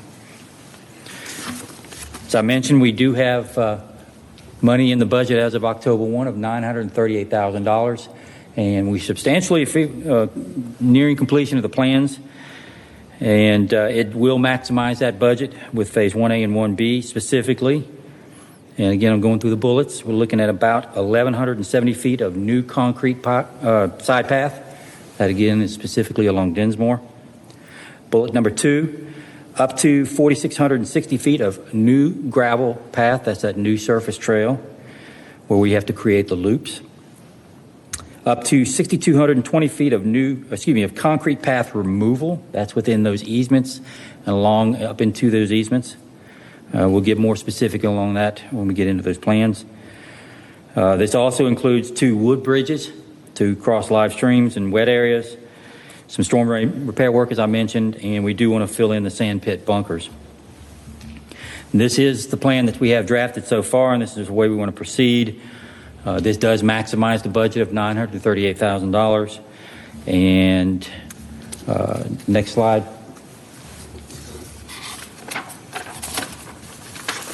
Real quickly, showing you the materials and estimated cost. These pictures are actually from the master plan itself. The top left picture is that decomposed crushed granite. We estimate the install is about $4 a square foot. The picture on the top right is the concrete path, the cart path through the fairway. We want to remove 6,200 feet of that, and it's a big cost item of anywhere between $2 to $3 a square foot. It kind of depends on where it's located and how accessible it is. Might generate a little bit different cost. New sidewalks, we're estimating about $8 a square foot. Lower left, there is some planned future phases of connecting some of this trail with dirt paths. $2 a foot, just to kind of show the comparison. And then finally, the lower right is Boardwalk Bridge. We estimate about $150 a square foot to install a bridge. Next slide. There has been a lot of discussion about the golf cart path easements themselves. And what the drawing shows you, and it's, again, I wish I had my cursor, but on each one of those lots, you'll see a star or an asterisk. We've identified 18 lots where there's a cart path easement. And that is shown in red. The cart path itself is shown in red that you see on the screen, where it does touch up or actually go into the lot itself. As I said, there's 18 of those. The debate is whether or not to remove them or retain them, keep them inside the easements themselves, inside the lots themselves. I do want to warn against that. Yes, it might save some money not removing those concrete carts paths, but I've identified 2 really good reasons why we probably need to remove them. In my opinion, if we don't remove those concrete paths, I think the public will tend to use them anyway. If you're walking along a nice gravel path and you see a concrete path that tails off to the right, you're probably going to want to follow the concrete path. So my recommendation is that they need to be removed. Otherwise, I think the public will use them. And another reason is if those concrete paths are allowed to remain, they will deteriorate. They will become trip hazards. There will be some damages. And I think the city may be exposed to some liability if not repairing those. So again, in my opinion, the plan does provide for the removal of about 6,200 foot of concrete cart path. Any questions about that particular section before we move into what's your ballpark estimate on removal of those?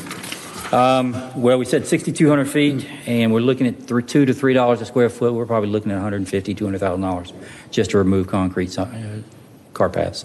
Say 6,200 6,200, square feet? yeah, anywhere between Times 2 to three, so $18,000 or $180,000? a square foot. It's 7 foot. The paths themselves are 7 foot wide. So you're talking about linear? Square foot as opposed to linear feet. Square foot. Right. So is it 6,200 square feet?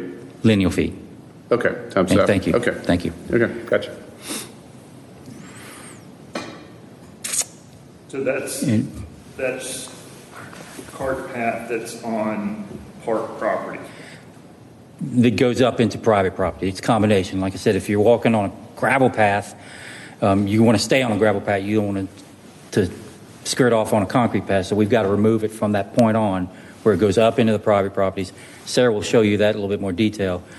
But if that concrete path works its way up on a private property, I'm saying we need to remove the whole path. Doing work on private property. The easements themselves, yes, sir. And I didn't mention that a minute ago, but these are all golf cart easements. And the attorney, legal staff has advised that we can remove them as long as we stay within the limits of the path itself. And we do plan on, once we remove those cart paths, the concrete cart paths on the easements inside the private property, we do plan to quit claim the property back to the residents so that we have no longer any rights within those cart paths. Does that make sense?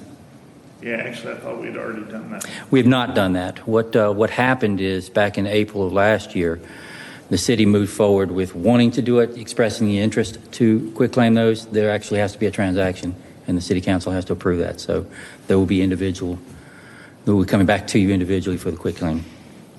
And I believe I understand there's probably 5 lots that were not included in that April council meeting. So we have to go back and capture those as well. We missed them. They're the ones on quarter path back on the backside. I don't think anybody thought about seeing those as well. So my question is, the lot that we quit claim, did that owner ask, they were fine with not having the concrete removed? They did. That's Mr. Brakebill himself. I've met him out there, and he did quit claim his right to it. He jumped on it when it was first brought up. He did quit claim, the city did quit claim our rights to that. So he completely owns it, and we're not going to go out there. And he did indicate he did not want to remove the concrete path. So my question about the other 18 properties, are we assuming, or have we been in contact with those? Our plan is to send letters to those residents and give them the option to opt out of removal of the concrete. Okay. They may not want us there, and that's fine. You know, if they opt out, we'll go ahead and execute the quitclaim deed, and we won't have to remove the concrete. That will save a little bit of money if the resident chooses to do that. So we're allowed to do that because we're not legally obligated to do that. This correct? I mean, it's ideal to remove the concrete from the private property. It is ideal that it's on the private easement. We're anticipating potential issues with people walking up there, but we're going to try to find out how many people, because I mean, there's a lot of places where you can't even see the concrete at this point. It's covered with pine straw, debris.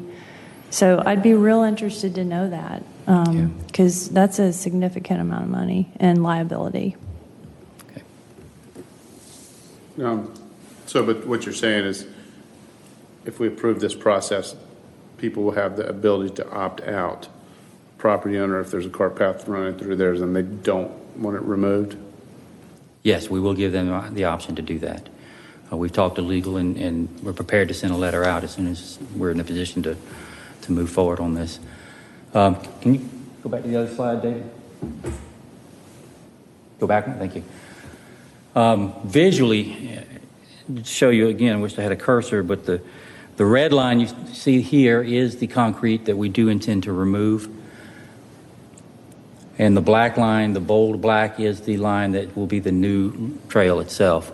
So you can see that, yes, there is cart path on private property, but again, I just think we ought to remove all of it. Even if a property owner says not to, I still think we still need to remove the red portion of that that's on the fairway, because there's going to be a tendency to use it regardless, and it will start to buckle up, so it's got to be removed anyway from the hazard. Does that make sense? So if everybody opted in, Opted out? opted in, Oh, if they didn't opt out, let me say it that way. If they didn't opt out, you're talking about 6,200 square 6,200 feet? 6,200 lineal feet. So times So about seven. $150,000 to $200,000 Potential, is what you yes. estimated? Yes, to remove concrete. Mr. That's Mayor, for just- on the golf cart course and private property? Yes, Or- that's all the red line you Okay. see up there. So some of it is not. Some of it is not. Some of it is not easement. Some of it's it's cart path that's in disrepair, and some areas where we have to Okay, shift. this is where I'm getting confused. Yeah. Is the $200,000 what we're going to spend to remove all the cart path? Or is it just the amount we're going to spend to remove the cart path that's currently on easements only? 90% of that figure will be on easements. Just to clarify, it's the red line. It is It's a the red. red line. And See most the of the end. red line is Correct. On private easements, property. Joe. Yeah. Okay, no, but that's not my point. My point is I'm trying to understand how much money were we spending to remove concrete cart paths? Anywhere between 150 to 200. Okay, that's what I wanted to know. I wanted to make sure it was all inclusive. Got it. All right, thank you. Paul? If we remove the concrete on the easements where it is affecting the homeowners, what is the finished product after we extract the concrete? We'll grade it to the natural grade that's out there now. And if there's grass, we'll sod it. And if it's under pine straw or that kind of tree coverage, then we'll just let it, nature take it back over again. But we'll grade it out. And like I said, we'll sod it if there's grass out there. And in areas where we're extracting concrete that is in disrepair, that's not affected in the easements, are we going to replace it with concrete or with granite? If it's on the new trail, it'll be granite. Okay. Even if it's like a 10 or 12 foot section? Yes, sir. It could go concrete, granite? Yes, sir. Concrete? Okay. Yes, sir. For the short term. Yeah. Until the next phase. Yes. And because there was a slide that you had new sidewalk materials and estimate costs. So I just want to make sure we're not putting concrete in. Not putting concrete on the trail. The only concrete we're going to be installing is along Densmore Road for the side path. I just want to make sure we're not putting concrete on this nature preserve. We are not. Okay, thank you.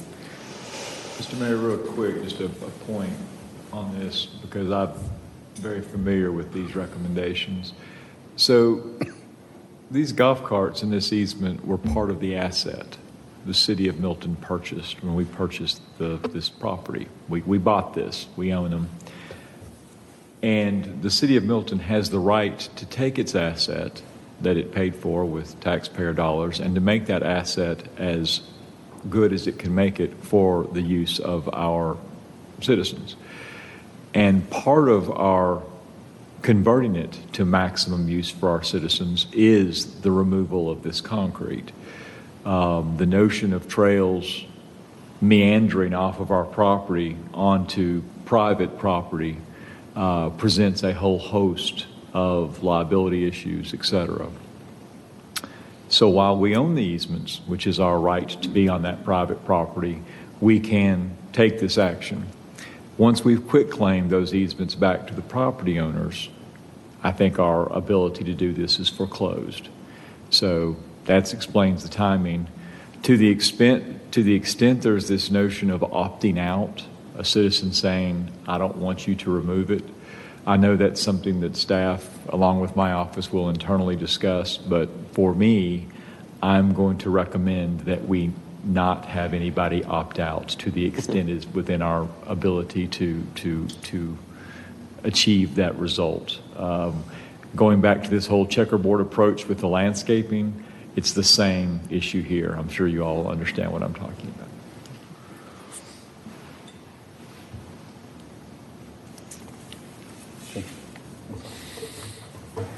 I'm going to pass it along to Sarah. She's going to give you a little bit more detail about the technical provisions in the plans themselves. And of course, we'll entertain questions as well. I will tell you this up front before Sarah jumps up here. Without the benefit of a cursor, and we got color coding, so she may say green line, red line, so you'll see that. It'll look like spaghettis, but just bear with us. If you have any questions about where she's at or which we've run to, please let us know. Mayor, while we're waiting, I don't know if this would be a good time for a council decision based on the removal of the car pass, the cement car pass, because that's not going to play too much of a role going forward. That's the first decision point. I'm certainly good with, good going around the room and seeing all that. Especially for the dollar amount we're talking about, I think it makes total sense to do that. But we'll be glad to talk to everybody else. What's everybody's thoughts? Yeah, I hate that it's that much money, but I think it's the right thing to do. Laura? Yeah, I'm okay with it, but I really don't want to, if someone doesn't want us on their property, I don't really want to force, because we've already had one example of someone who just wanted their quitclaim deed. So, and I'm not sure. I'd be willing to, it's my opinion though, that would be a very rare case why somebody would want a sidewalk to nowhere right in their property, especially the liability of that. If there's, if it's all removed, but that's just mine. Yeah, I mean. And is that something that could be addressed legally if all of a sudden you had one person that. Until we quit claim the easement, we have the right to be on that easement. And I believe that we have the right to modify the easement access that we purchased with this acquisition for the purpose that best suits our needs. The golf cart easement, I would argue, and I get it. I mean, an easement is supposed to be designed for the purpose for which it was bought. In this case, it was either the retrieval of balls or golf carts, neither of which is what we'll be using the property for. But I do believe that easement's what allowed the initial concrete to be put down, and I think that carries with it the right to take it up. Peyton, Joe? I'm okay with it, but like Councilman Moore, I hate that we're going to spend a couple $100,000 on it, though. Would it be safe to say that that's part of that, Robert, be part of the grading necessary anyways? When they're doing the new trail, I mean, I'm just wondering if some of the costs will carry over. If that's, no, never mind. We're actually going to use some, if we are going to remove those, we'll use some of those backfill to fill up the sand pits and other areas that we've had sinkholes in. So we're not just going to throw it in the back of a dump truck and haul it away. So we'll have some positive impact. Okay. Joe? I'm okay with it. Really? No, it looks like, well, I say majority, we only get 5 here, but. I echo the same comments everybody else has made. So. Okay. So in general, move forward with it. There's a little bit of heartburn, but all right. All right. So first I'll talk about the Densmore Road side path. Divided this into 2 different trail segments just where it intersects the High Grove Road, Trail 1 and 2. So I just combined them for the purpose of this estimate. There's only sidewalk currently exists from the entrance to the active area to High Grove Road. It doesn't. We have curb and gutter along the road, but there's no current sidewalk heading east on Densmore, north and east. So this includes 662 feet of sidewalk to be removed. Just with the grades, the condition of the sidewalk, it's not going to be beneficial to try to salvage what's there. It's going to be simpler to just create a new concrete surface. So we'll remove the sidewalk that exists. Along the section that the active area fronts Densmore Road, we'll do a similar cross-section to what was in the master plan with a 2-foot beauty strip, and then we're recommending an 8-foot concrete sidewalk. So the pink lines show the grading that's needed to put in that part of Trail 1. As we get off of the part of the city property that fronts the road and get onto the private residence where their property lines meet up to the right-of-way, we're doing a modified typical section, which is at the bottom right where we remove the planting strip and just bring the 8-foot sidewalk up to the back of curb. That allows us to remove the retaining wall that was proposed in the master plan and save some money on this. So the plan had estimated $330,000, and we believe this is no more than $195,000. It also, as you're entering the park, it transitions from the concrete side path into the gravel trail that gives us an entryway into the park area and joins in with an existing loop there on the right-hand side of the screen. So all that is in the Densmore Road side path costs. There is going to have to be some traffic control and grading, drainage, some minor improvements. So it's not just material cost, but everything is factored into that estimate. Next slide.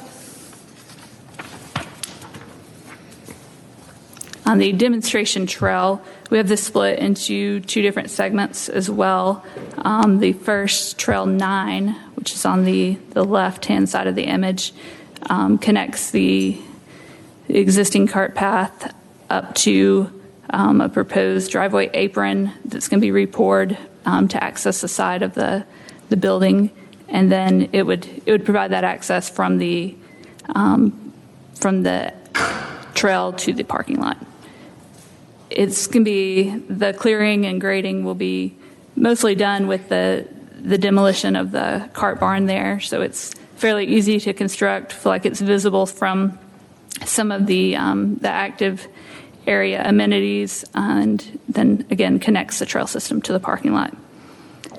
Trail 10 is on the right-hand side of the screen, and that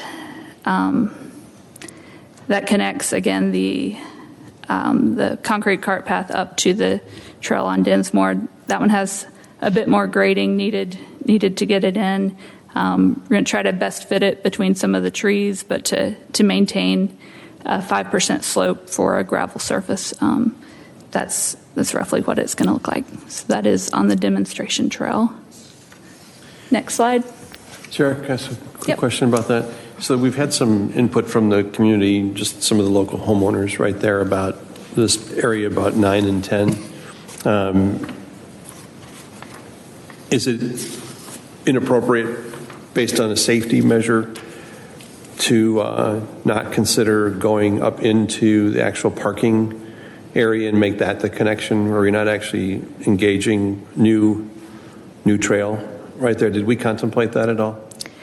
It would be possible to tie 9 in, as quick as possible to the parking and just have walking through. It's not ideal because it's not marked in any way, and along some of those properties we are proposing to leave the path where it exists and not try to widen it and disturb it at this point if there's segments that need repair.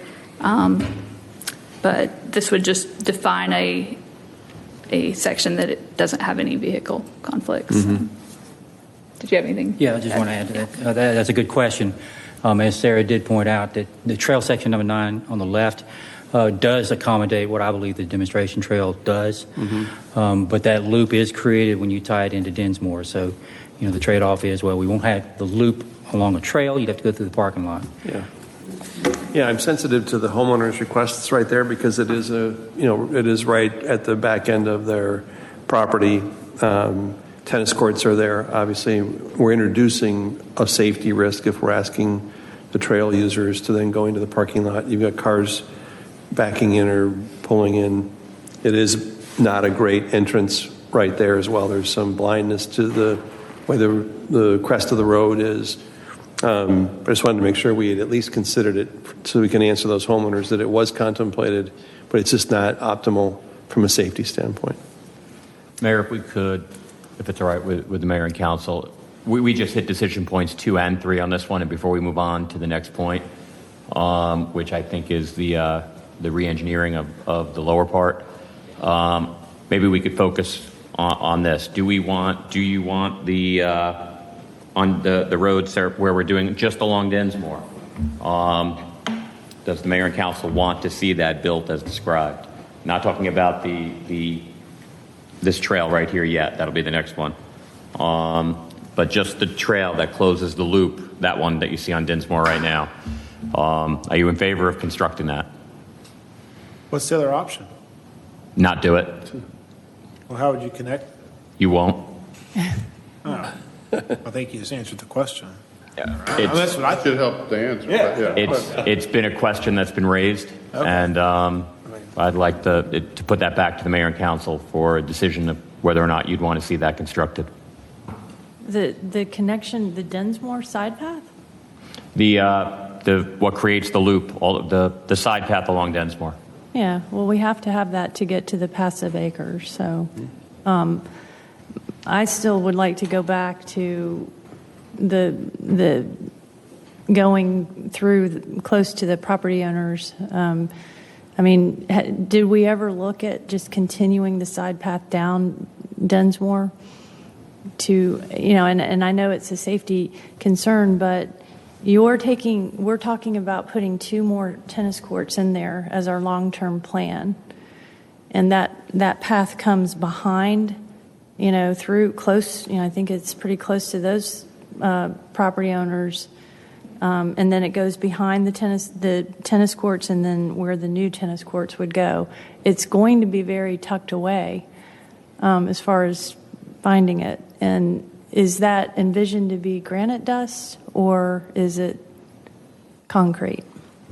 Is that ADA compliant? Those are, they're a 5% granite dust, so they're ADA compliant. So, so right by the tennis courts, you're going to have granite dust? There's a section that'll remain concrete due to the just the tightness there going around the tennis court. So we were it's close. Yep. It's real close. And there is, curb and sidewalk on the other side of the entrance to the park, kind of what's looking at the top right of that image. We haven't looked in detail at trying to run the side path a little further down Densmore and then around the parking to tie in, but I think there's one property to the west there on Densmore. You're talking about going around the other side of the pool. Yeah, I'm just talking about, using Densmore as the access to the passive acres because you're going to take, I think, a lot of trees down in those, in that area where the tennis courts are buffered with trees, and then there's the property owners. And you're walking people right up along the tennis courts as it's, in my opinion, not ideal, especially if you're going to have granite dust. So I would not be in favor of that at this point. But I don't know how much more it would cost. It looks about the same on one's side path. Just, again, trying to, look at different options that might be better long-term with 2 more tennis courts. I think that's part of the active acre plan going in there. It's a lot going on in that area. I got a question. Can y'all, maybe so I can maybe get a better sense of this, can you give me like a bigger picture of this, like maybe one of the slides before? Because so to Steve's original point, you're talking about the Densmore connection, right? Which I think everyone's okay with. That was pretty clear. I got that. Right. One. Okay, cool. So what Councilmember Bentley is talking about is where, so Laura, would you say you take Trail 10 and move it on the other side of the parking lot? Is that what you're saying? Yeah, so yes, right where that cursor is, so you don't do that and you build a, side path, extend the side path up Densmore into where the parking lot is. Across the front of the property, you would cross over the entrance to the park. I mean, the active space. Go back to that before, if you don't mind. Yeah. Okay. Yes, that one is the easier one to see. So where you see the number 10, sorry. Right there. Yep. Yes. So this doesn't have future tennis court. So 1 and 2 is what Steve was originally talking about, and you're talking about 10 and 9, correct? I'm talking about 10. Yeah, well, Okay. 9 gets further away. And 1 and that's 2, where, you got the answer. Yeah, okay. Yeah. 10 is the question for me because, again, we're going up through woods into, it's a natural buffer there. I think the property owner that we heard from had a good point, but I just ask you to look at the tennis courts and how all of the future tennis courts, how that will mesh together. And if you think people will park and find their way on the back side of the tennis courts to get on that trail to go, it's just... So I just want to clarify, if you don't mind. So you're suggesting that this might be a good idea, is continue 1 all the way up to the property line on the north. Well, I guess it's west end of the property because you'd be going west on Densmore, and come in rather than doing 9 and 10 where they're designed right here, doing them on the western boundary of the core of the park and bring it down on the other side of the pool. Yeah, I think that might be worth exploring. But that was where I heard Sarah say that she was concerned about safety, but no, I think it was safety about in the parking lot. Oh, okay. All right. Is that what you were saying, Sarah? I don't want to. Just walking through the parking lot versus a. So that's a much better idea. Is going on the other side of the parking lot and going into the buffer over there and coming down on the other side of the pool, rather than doing 9 and 10 where they are. It's almost, it may be a little bit more distance. It may cost a little bit more, but it gets completely away from the tennis courts and the. I think it'll be cheaper. I think it might be cheaper too. I don't know. It's just unusual to have a trail that close. I mean, you have Alta matches going on, and it's just unusual to me. And I'm sorry I didn't catch it earlier. I never understood what the demonstration trail, the purpose of it was. So I'm still trying to. I know we were going to put the footing down so that it was ADA compliant and all, but if it's for ADA compliance, I think that's a better, area. The Densmore, I mean, I'd be in favor of dropping the speed limit as well, way down. So Sarah, would if Laura, so to Laura's point, so would 1 be extended up, right? Okay, so I guess I would like to see what a cost estimate would be on that.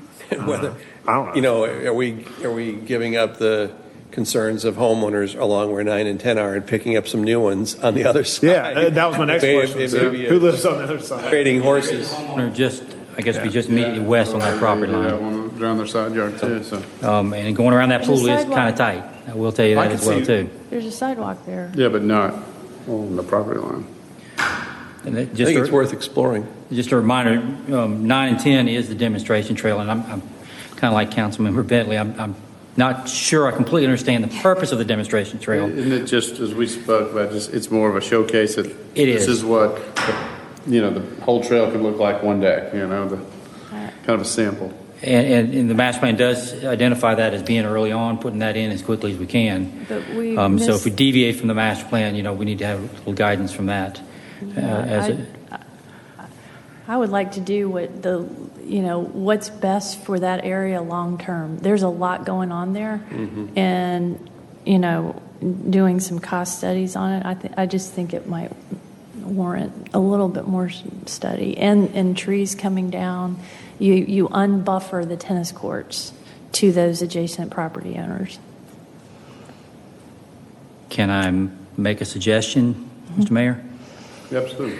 I would suggest we go ahead and proceed with 9 and get it.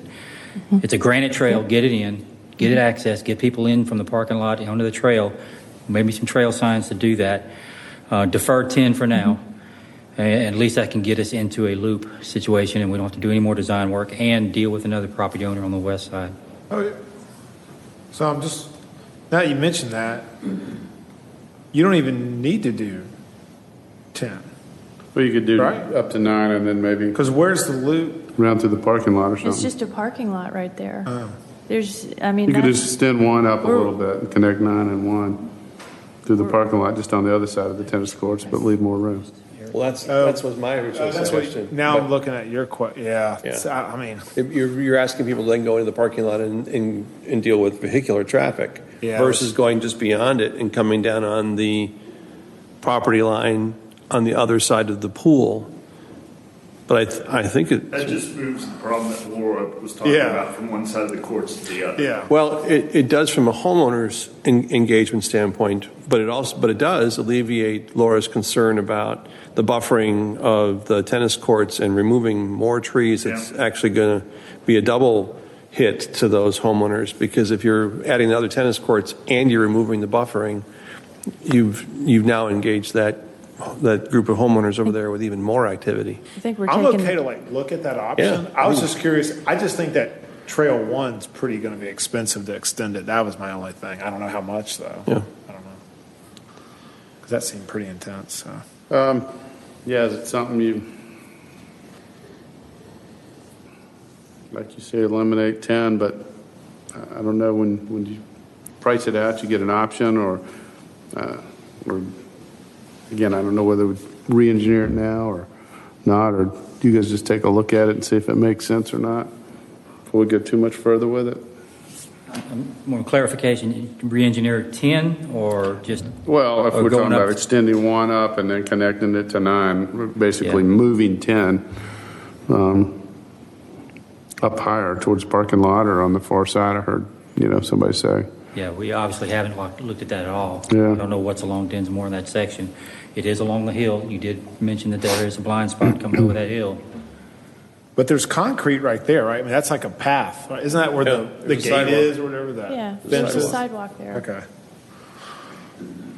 I guess one thing to consider is when if they're doing just one loop on the trail, they're going to park and get on, say they start at Densmore, and they finish where 9 hits the driveway apron. And so they're only, depending on where they park to start the trail, we don't anticipate they're going to come back to the parking lot the same way. So they do have to walk through the parking lot to begin and end their trip. So That happens Yeah, that's a good everywhere. point. That's where the way most greenways function. I mean,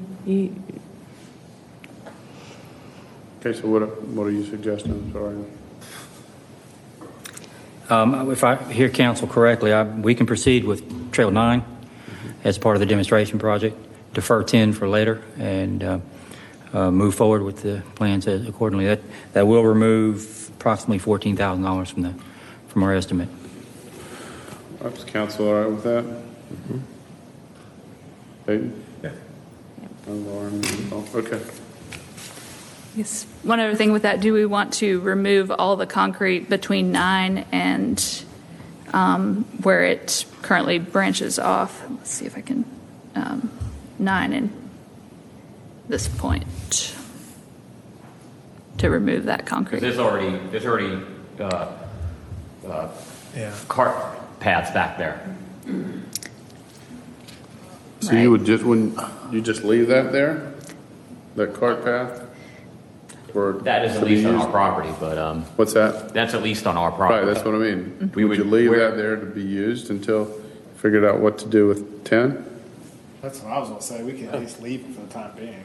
Yeah, I think that's a great idea. And then, And we'll be removing where you see that little red line, where it hits that property line. That's one of the easements, so going over private property. So we'll remove it at that point.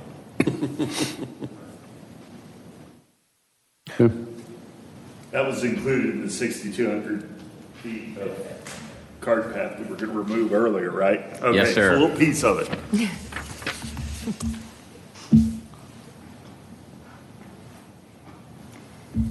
Okay, as we're getting into the rest of the segments, I don't have details on the others except for Section 5, where we've got multiple alternatives to look at. But this shows the master plan recommendation in the background of the image. That orange line is what was shown in the master plan as conceptual for the ultimate location of the trail throughout the North Woods. So there's again, you can see the red is where we're proposing to remove to get off of to get the path off of private property, and the black is where we're proposing for it to go back. So if there's no questions on specific areas, I'm going to get into trail number 5 in just a minute. But if you want to take just a minute to see if there's any questions on the where it deviates from the plan. I'll talk a little bit about 6 and 7. Those areas is a section for a bridge and boardwalk. And in doing a site visit, as well as looking at the topo, having it cross outside the tree line, it was originally proposed to run more in the trees. So there'd be more tree removal and clearing for that. So felt like the location we have it shown here is just a result of engineering. And this was where the master plan had conceptually shown it. Sarah, is there one bridge or 2 bridges up there? There are 2. It's a bridge and then kind of a boardwalk? Right. 6 will be the area between 6 and 7. This one is... That's the boardwalk. It's more of a boardwalk, but Yeah. it will have the supports similar to the bridge. And then this one here. And so the second bridge is further down. We just put the cursor? Mm-hmm. Okay, Correct. got it. Thank you.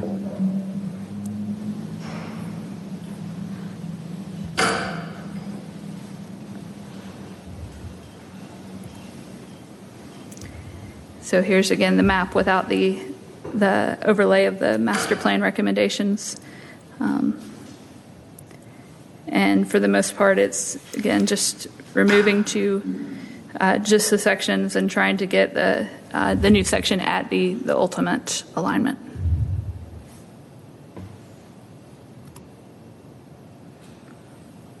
Okay, looking at Trail 5, we've got 4 different alternatives. And I'm going to go into each one in a little more detail, but this is an overview of those alternatives. The yellow is the sections of existing path that the removal will vary depending on the alternative that's selected.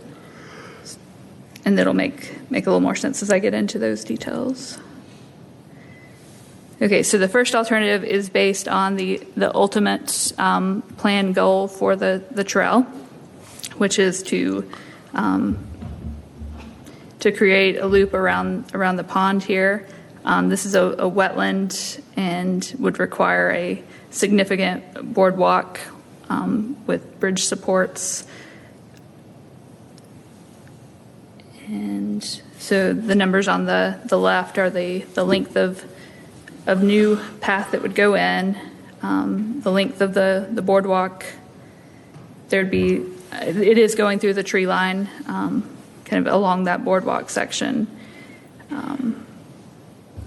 And this would, if you looked at the overall loop of the North Woods, it would make that a 2.5-mile loop from Densmore back around to the parking lot. And the cost for that is estimated at $370,000. Which in the overall estimate puts us over the budgeted amount.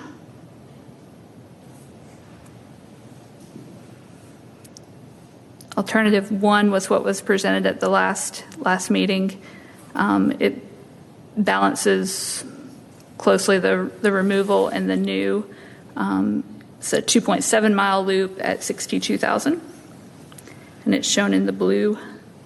And the grading associated needed to get that in at a 5% slope is shown on the plan too.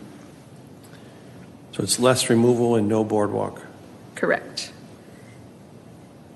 And we'd be leaving more of the existing, so it would contribute to a longer loop. Alternate 2 is in the teal colored. A little more removal. And 2.5-mile loop at $84,000. And the red comes out. Right, the red is what's coming out.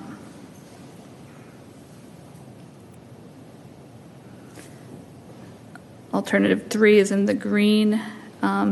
It's really the shortest connection, the least amount of new to be able to maintain a loop. So it's very minimal new, a lot more removal, and so that made the cost similar to alternative 2, and both of those are a little more than alternative 1. 2.4 mile loop at 81,000. And Sarah, in that removal of the red, that gets replaced with crushed granite? The red would just be removed and gone away. Okay. Anything you see in a light gray, like right here, that's where the existing path would remain. I'm not seeing your cursor.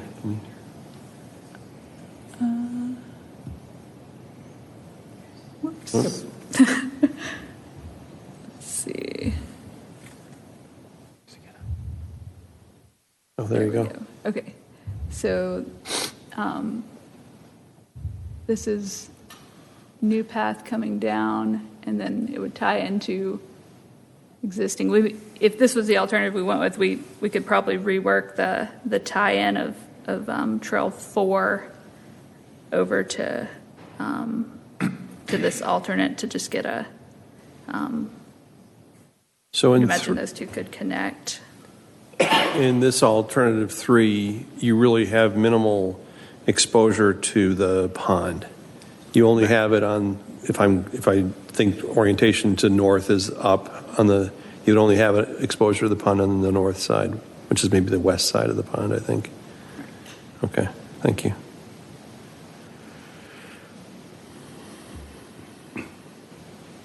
All right, and that was the summary of 5, and if there were any questions on any other sections, we can go back to that overall map maybe. Let's see. Yeah, we can just go, as you go back past those, do you mind just going slowly from 3 to 2 to 1? Oh, sure. Okay, so here was 3 again. And it's relatively flat. That's a very easily graded. Like I said, we could rework 3 also to tie in and probably remove a little more. And does 3 keep us within budget? Yes, sir. And does 2 keep us within budget? Yes. It's only 1 that would take us over budget. That's correct. Okay. I do want to note on this one, since we're on this one, notice the big black dot in the center? That is a property pin. That's a property corner. Yeah. So it does kind of shift it a little bit closer than what we had originally anticipated that trail being. So just want to point that out. He's actually fenced it in now. Okay. You mind showing us 2 again, please?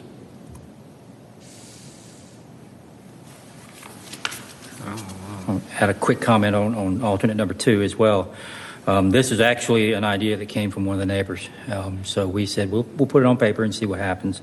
We can make the slopes work. It's tight, but Sarah's done a good job of getting that 5% slope in there along because it is a very steep area. So alternate 2 is actually a suggestion from one of the neighbors, but it is a lot of removal as well to balance that. A lot of tree removal? No, a lot of concrete removal. A lot of the red line. But it does not include a boardwalk area. So we're saving some cost in the fact that it's probably granite for that blue area. So, Robert, when you remove the concrete, you're going to replace it with the granite dust? Not where the red is, no, ma'am. That's going to be removed and okay. let go back to natural grade. All right. And this saves a little bit of money, but it gets you still around the pond. You still get some value of the pond. You get a full loop around the pond.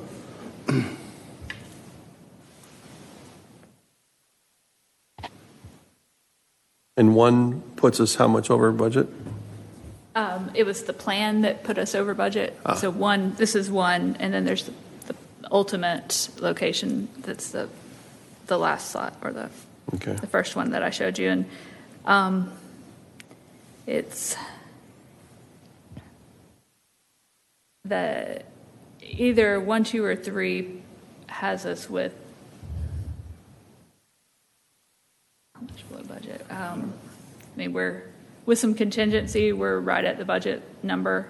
So without the contingency, we're under. So that's true for 1, 2, or 3. So the plan alternative, which is this one, at 370 would put us around 300 over. Okay, thank you. Then that gets easier. Yeah, 300 over. Again, this shows all of them together, so you can see how they how they fall in proximity to each other. So what are the, no, I'm just saying that, in my opinion, maybe one or two is what I would think, but I want to see what you guys are thinking, is there a preference over one or the other on One those? gives you a longer trail, correct? Mm-hmm. Correct. And one gives you a longer trail, and it's a little bit. Can you go back to the price? It's $20,000 less. Gives you a longer trail at less price, and it also gives you all the way around the pond, but not quite as close to the pond. But it just puts you a little closer to property lines, correct? Yeah, but all within our property. Yeah.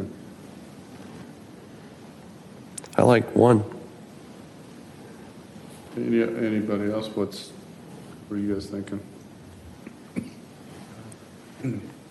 It's less tree removal too.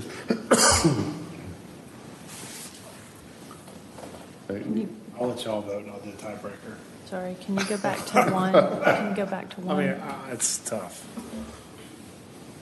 I don't have one way or the other. I mean, So I guess might be appealing one is the less cost. less cost and it's longer. Less cost, less tree removal, and it's longer. Okay. You'll put you got one that shows both, shows all three of them, right? Yes, sir.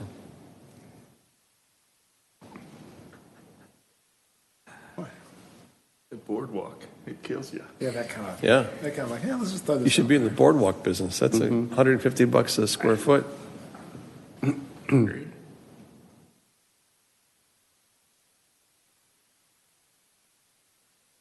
So if I hear you correctly, you're looking between 1 and 2, which would be the pale blue teal and the royal blue. I wish I could be out there and kind of visualize. I remember doing the walk, but it's hard to look on this 1D whatever paper said being out there, But You can do it again. We've all done it a couple times. Well, again, if they were all the same price, that might make it different, but one is less money and a longer trail, so I'd be inclined to go along with Paul on that. Joe, you got any thoughts? I like either one or two. So Okay. I'm overwrought with ambivalence. Okay. So Laura really I becomes mean, the tiebreaker. really, the only negative on one is that it They voted. goes to Closer neighbors. to the property. I mean, that's the negative. So, but if we look at the best value, Yeah. which I mean, is what we're supposed to do, Yeah. it is to a longer trail. Less dollars. Yeah. As long as we are within our property and the reasonable buffers slab. It's not to mean that someday, if there's a different budget and we want to add a boardwalk component, that we re-engage at that point on that. But I think longer trail, less cost, less tree removal, that's pretty easy for me. So that's one. That's one. I'm good one. Okay. Sounds like the majority's good with one.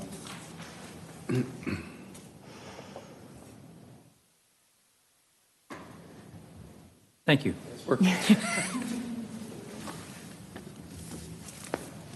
Do we have, you know what? We do. We have He has a two. public comment, so actually, I do. maybe let's listen to public comment, and we can always revisit some of this. Sure. Our first public comment was emailed to us from Mr. William Brakebill at 15280 High Grove Road. My property is located within the Wood Valley subdivision directly adjacent to the eastern edge of the former Milton Country Club active areas below the existing tennis courts location. I am requesting not to construct the currently considered former Milton Country Club trail that is planned behind the tennis courts connecting to Densmore Road. This trail, as planned, would be directly adjacent to several private residential properties and would pose privacy and security issues for those homes. An alternative proposal would be to have the trailheads for the former Milton Country Club trail to be located off of the existing parking area, possibly one at the entrance off of Densmore and one located adjacent to the clubhouse area. This configuration would also save the cost of constructing the trail behind the tennis courts, as well as saving the cost of fencing and maintenance of that trail. There is really no reason to put the trail directly adjacent to residential property lines in this area. Thank you for your consideration.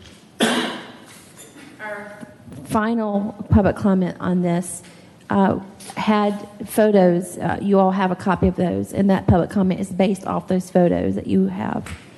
These photos, and I'm sorry, this public comment is from Francia Linden. These photos were recently taken off of golf course side of Chicken Creek opposite the North Valley walking trail. Our subdivision is in the process of discussing remediation plans for the erosion of the banking on our side only. As you are probably aware, the drainage piles coming from Wood Valley have contributed to this erosion. My understanding is that these drainage pipes running across the golf course fairways and into Chicken Creek are collapsing. Taking a long-term view, I believe that if this drainage problem is not corrected, it eventually undermined whatever construction is done on the golf course side and ultimately the city's investment. The passive recreation project needs to be engineered correctly to avoid future problems from both the city and for North Valley. As it will be obvious from the photos, the golf course side also has serious erosion problems. The photos start about where a shallow brook crosses the lower Old Fairway and are consecutive going north along the creek. Thank you. Okay, and I want to clarify too. We'll clarify that everybody had seen these emails, and if you either have or if you haven't, if you just read them, if that makes any difference in your input. We talked about Trail 9 and 10 and blah, blah, blah. So just make sure everybody's good. Okay, Laura. Yeah, so no difference in my opinion, but just want to make a few statements about the importance of the hydrology study, because the whole point of this preserve is to restore the property to its native, conditions, and that's to get the water flowing the way it's naturally supposed to flow. So when we walked the property, we were pretty shocked at the number of sinkholes and the number of pipes in those sinkholes.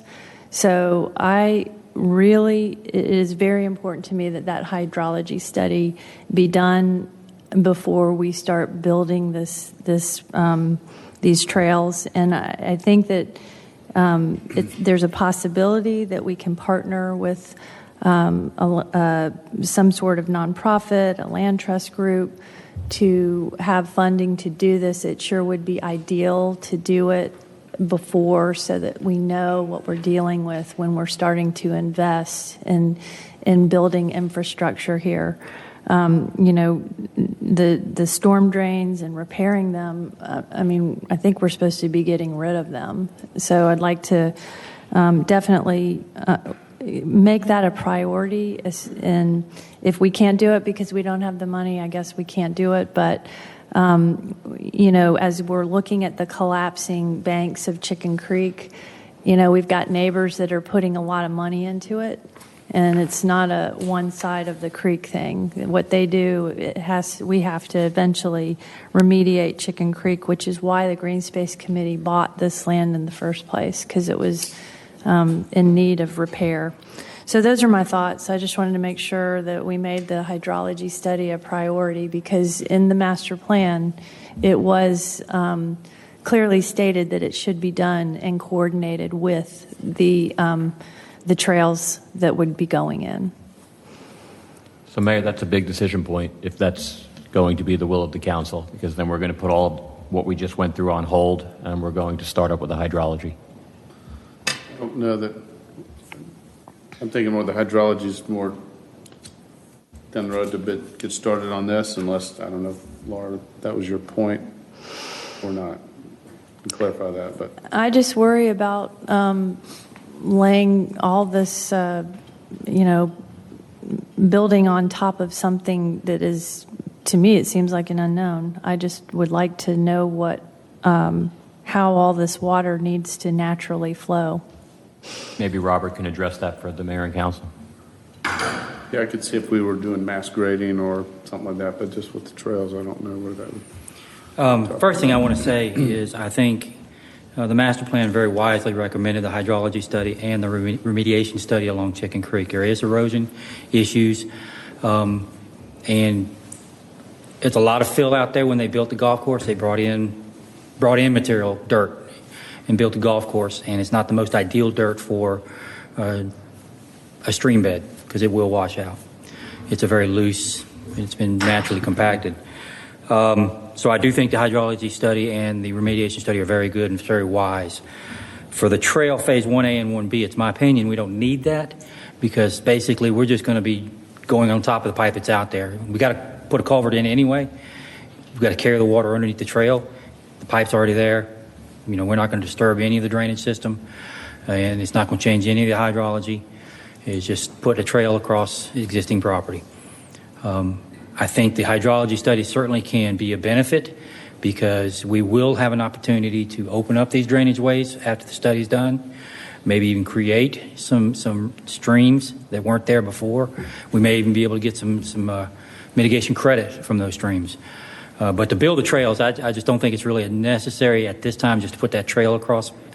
We do have some pipes that have sinkholes, and I don't want to put the public in any kind of hazardous situation at all.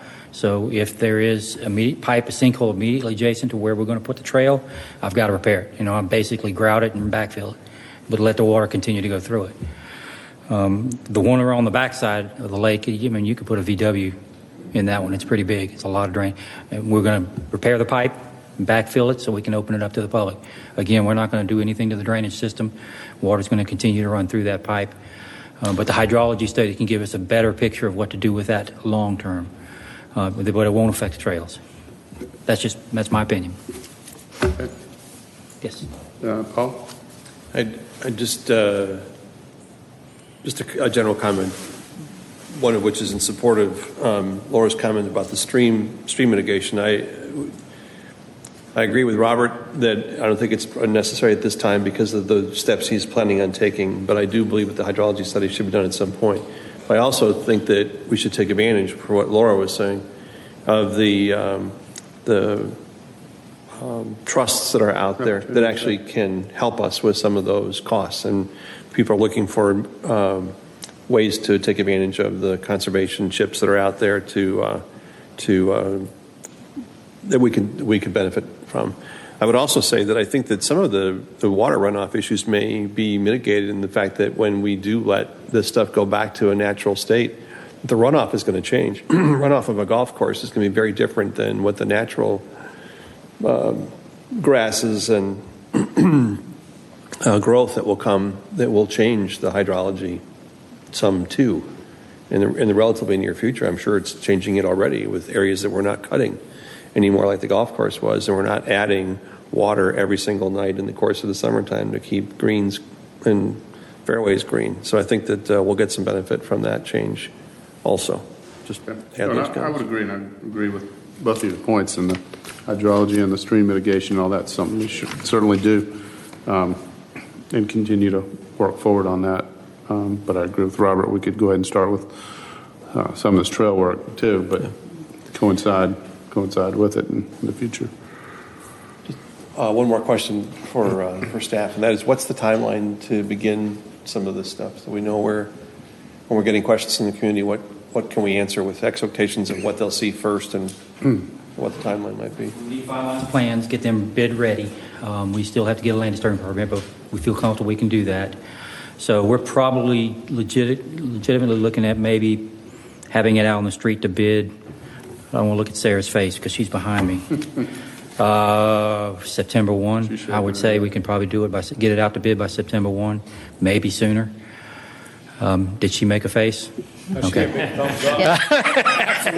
Don't turn around. I mean, that'll also give us time to speak with the trust that we're meeting with on Wednesday and get a good handle on what it is they can bring to the table. Excellent. Yes. Thank you. Okay, and to also clarify that process, once you do have the plans ready, they go out for bid, and basically the guidelines based on our conversations here, they'll go out for bid. When they come back, depending on the bids, we all assume and hope they'll be at or below budget. If not, you bring it back before council to make the final call on it. That's correct. Okay. Any other questions, comments? Staff, you guys good on direction? Council? Crystal good? Okay. Thank you for everybody. Thanks staff and our community and our citizens for their input, and council for everything. And that will conclude this evening's work session.